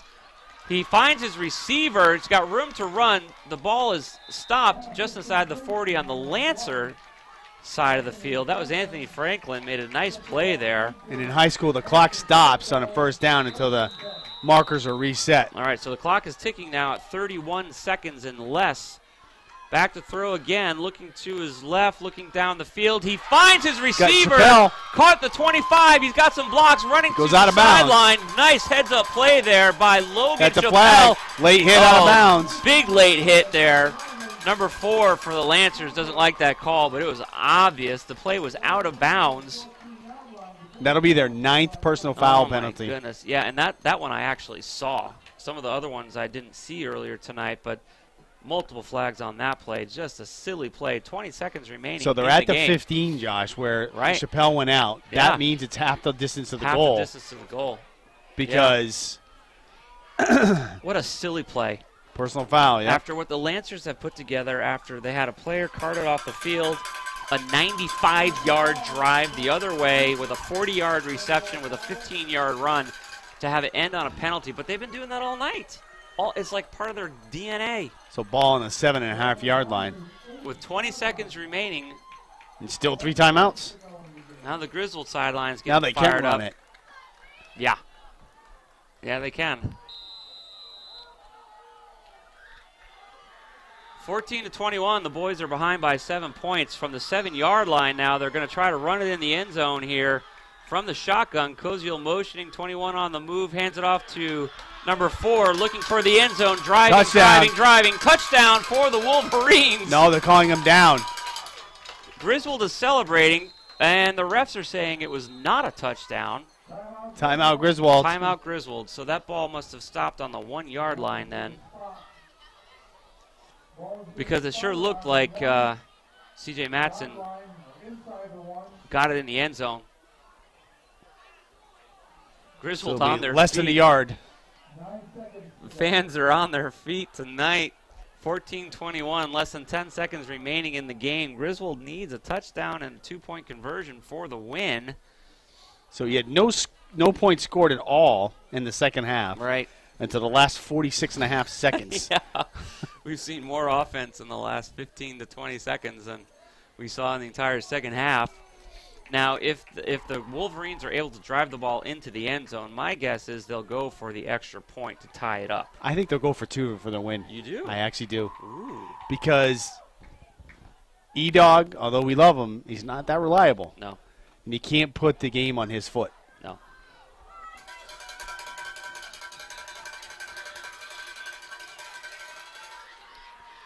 Well, the boys just took a timeout. They've got 9 seconds remaining in the game. They're down by 7. The ball is inside the 1-yard line. And this very same scenario in the first few minutes of the game, it was a quarterback keeper as the offensive line just drove the ball with Koziel. Koziel hands off to C.J. Matson. He's in easily. Touchdown for the Wolverines, which means they are now trailing by 1. That play only took 2.5 seconds off the clock, so the Wolverines have time for whatever they want to do here, whether it's an extra point attempt or a 2-point conversion. 7 seconds remaining, trailing by 1. C.J. Matson drives the ball in the end zone there. Taking another timeout. Griswold is to talk it over. Yep. It's a smart play. I think what they should do here is you have Koziel roll out to his right. You got a man short, a man deep in the end zone, Yep. and whoever breaks open, that's where you go to. Or he could keep it and run. Could do that too. 3 options. I like that play where they sent 4 right and hit up Franklin on 1 left. Yeah, because that was he was obviously single covered on that side, Right. right? And everybody's looking that way, Yeah, and he it fakes worked. him out and comes back to the left. Boy, it worked. And then the second time, they just went right over the middle. Right over the middle. So the secondary for the Lancers showing a little vulnerability as well. So it's Matson's second TD tonight. Yep. And he also had the 2-point conversion. Mm-hmm. So he's responsible for at least 14 points so far. Yep. Out of the 20 for Griswold. Well, I mean, if I'm Koziel, I'm looking to put the ball in his hands right now. With games on the line, give it to the guy that's been doing it all night.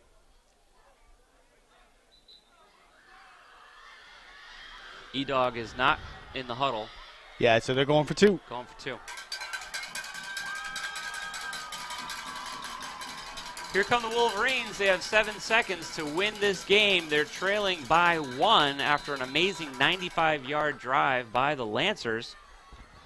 They were at 4th and 20, and they got the first down and drove the ball into the end zone. after an amazing effort. And here's the Wolverine response. Let's see it's enough. Here's the snap. It's a run up the middle. Nope. C.J. Stop Matson short. stopped No, he's not down yet. You stopped short. And that play is over, and no time was taken off the clock. No, not for an extra point attempt. Clock doesn't run.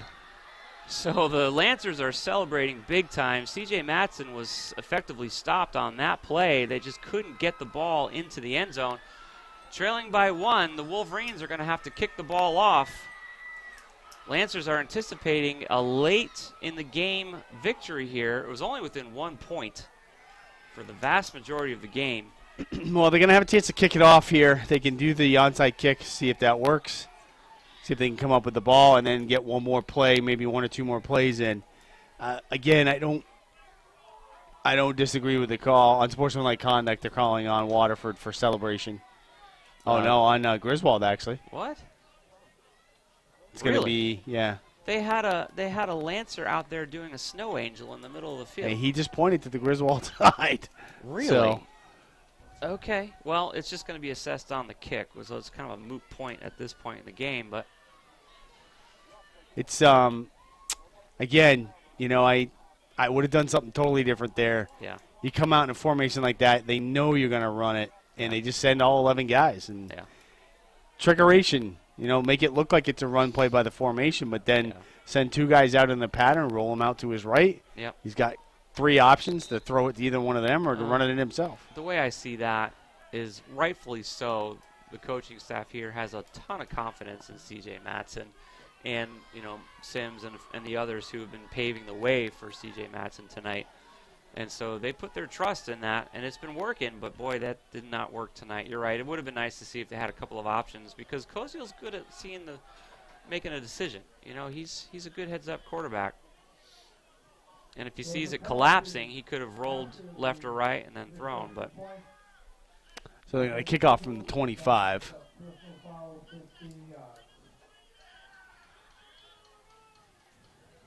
So I think combined tonight, that's 14 personal foul penalties. Crazy close game tonight, and honestly, I didn't think it would be this close, and honestly, I didn't think the Lancers would win.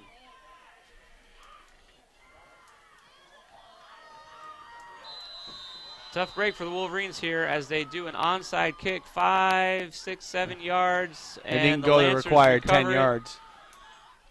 No, it didn't go the 10 yards. But it doesn't have to. The offense can cover it before that. So. And they did. 5 seconds remaining on the clock as the Lancers are going to come out and take the victory formation. Down by 1. The Wolverines, it looks like they're going to come up short here.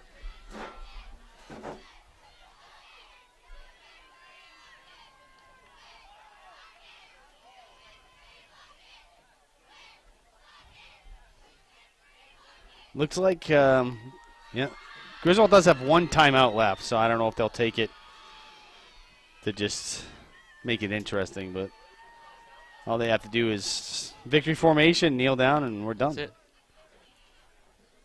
Wolverines 20, Waterford Lancers 21. Looks to be the final. Here's the whistle. Sure enough, it's the victory formation. There's the snap. There's the knee. This game is over. That's it. Well, Kevin, I didn't see this one coming. I thought the Wolverines were going to be able to pull it out.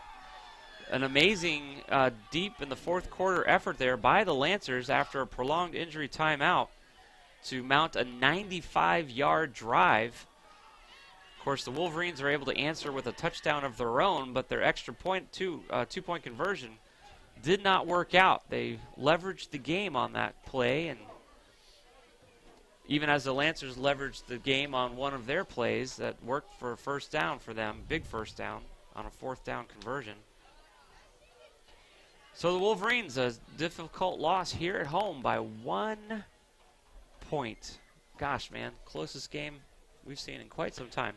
Yeah, I mean, it was a competitive game. The second half, definitely the defense has stepped up because no one scored until the last 46.5 seconds. Right. I guess, again, for me, it's always about the game plan and play calling. And in the second half for the Wolverines, they barely threw the ball until they had to Right. there at the end. Yeah. And again, you can't wait until you have to. How about do it when they don't expect it? Yeah. And catch them off guard. Well, they played a play style that was working, but it was as if they had more than a 1-point lead. And they didn't score. No, they didn't. They didn't score until they had to at the very end. Right. Yeah. And it was on a series of passing plays. Yes. Right. So, again, you have to kind of wonder about the game plan when you're running the ball effectively, but you're not scoring. You got to try to mix it up inside the red zone, inside the 20. You got to start to say, all right, well, we're not punching it in, so let's mix it up. Maybe throw the ball on a down where they're not expecting us to, and see if we can get a big play here. So you can tell that this victory means a lot to the Lancers, especially with one of their players needing to go to the hospital for medical attention tonight.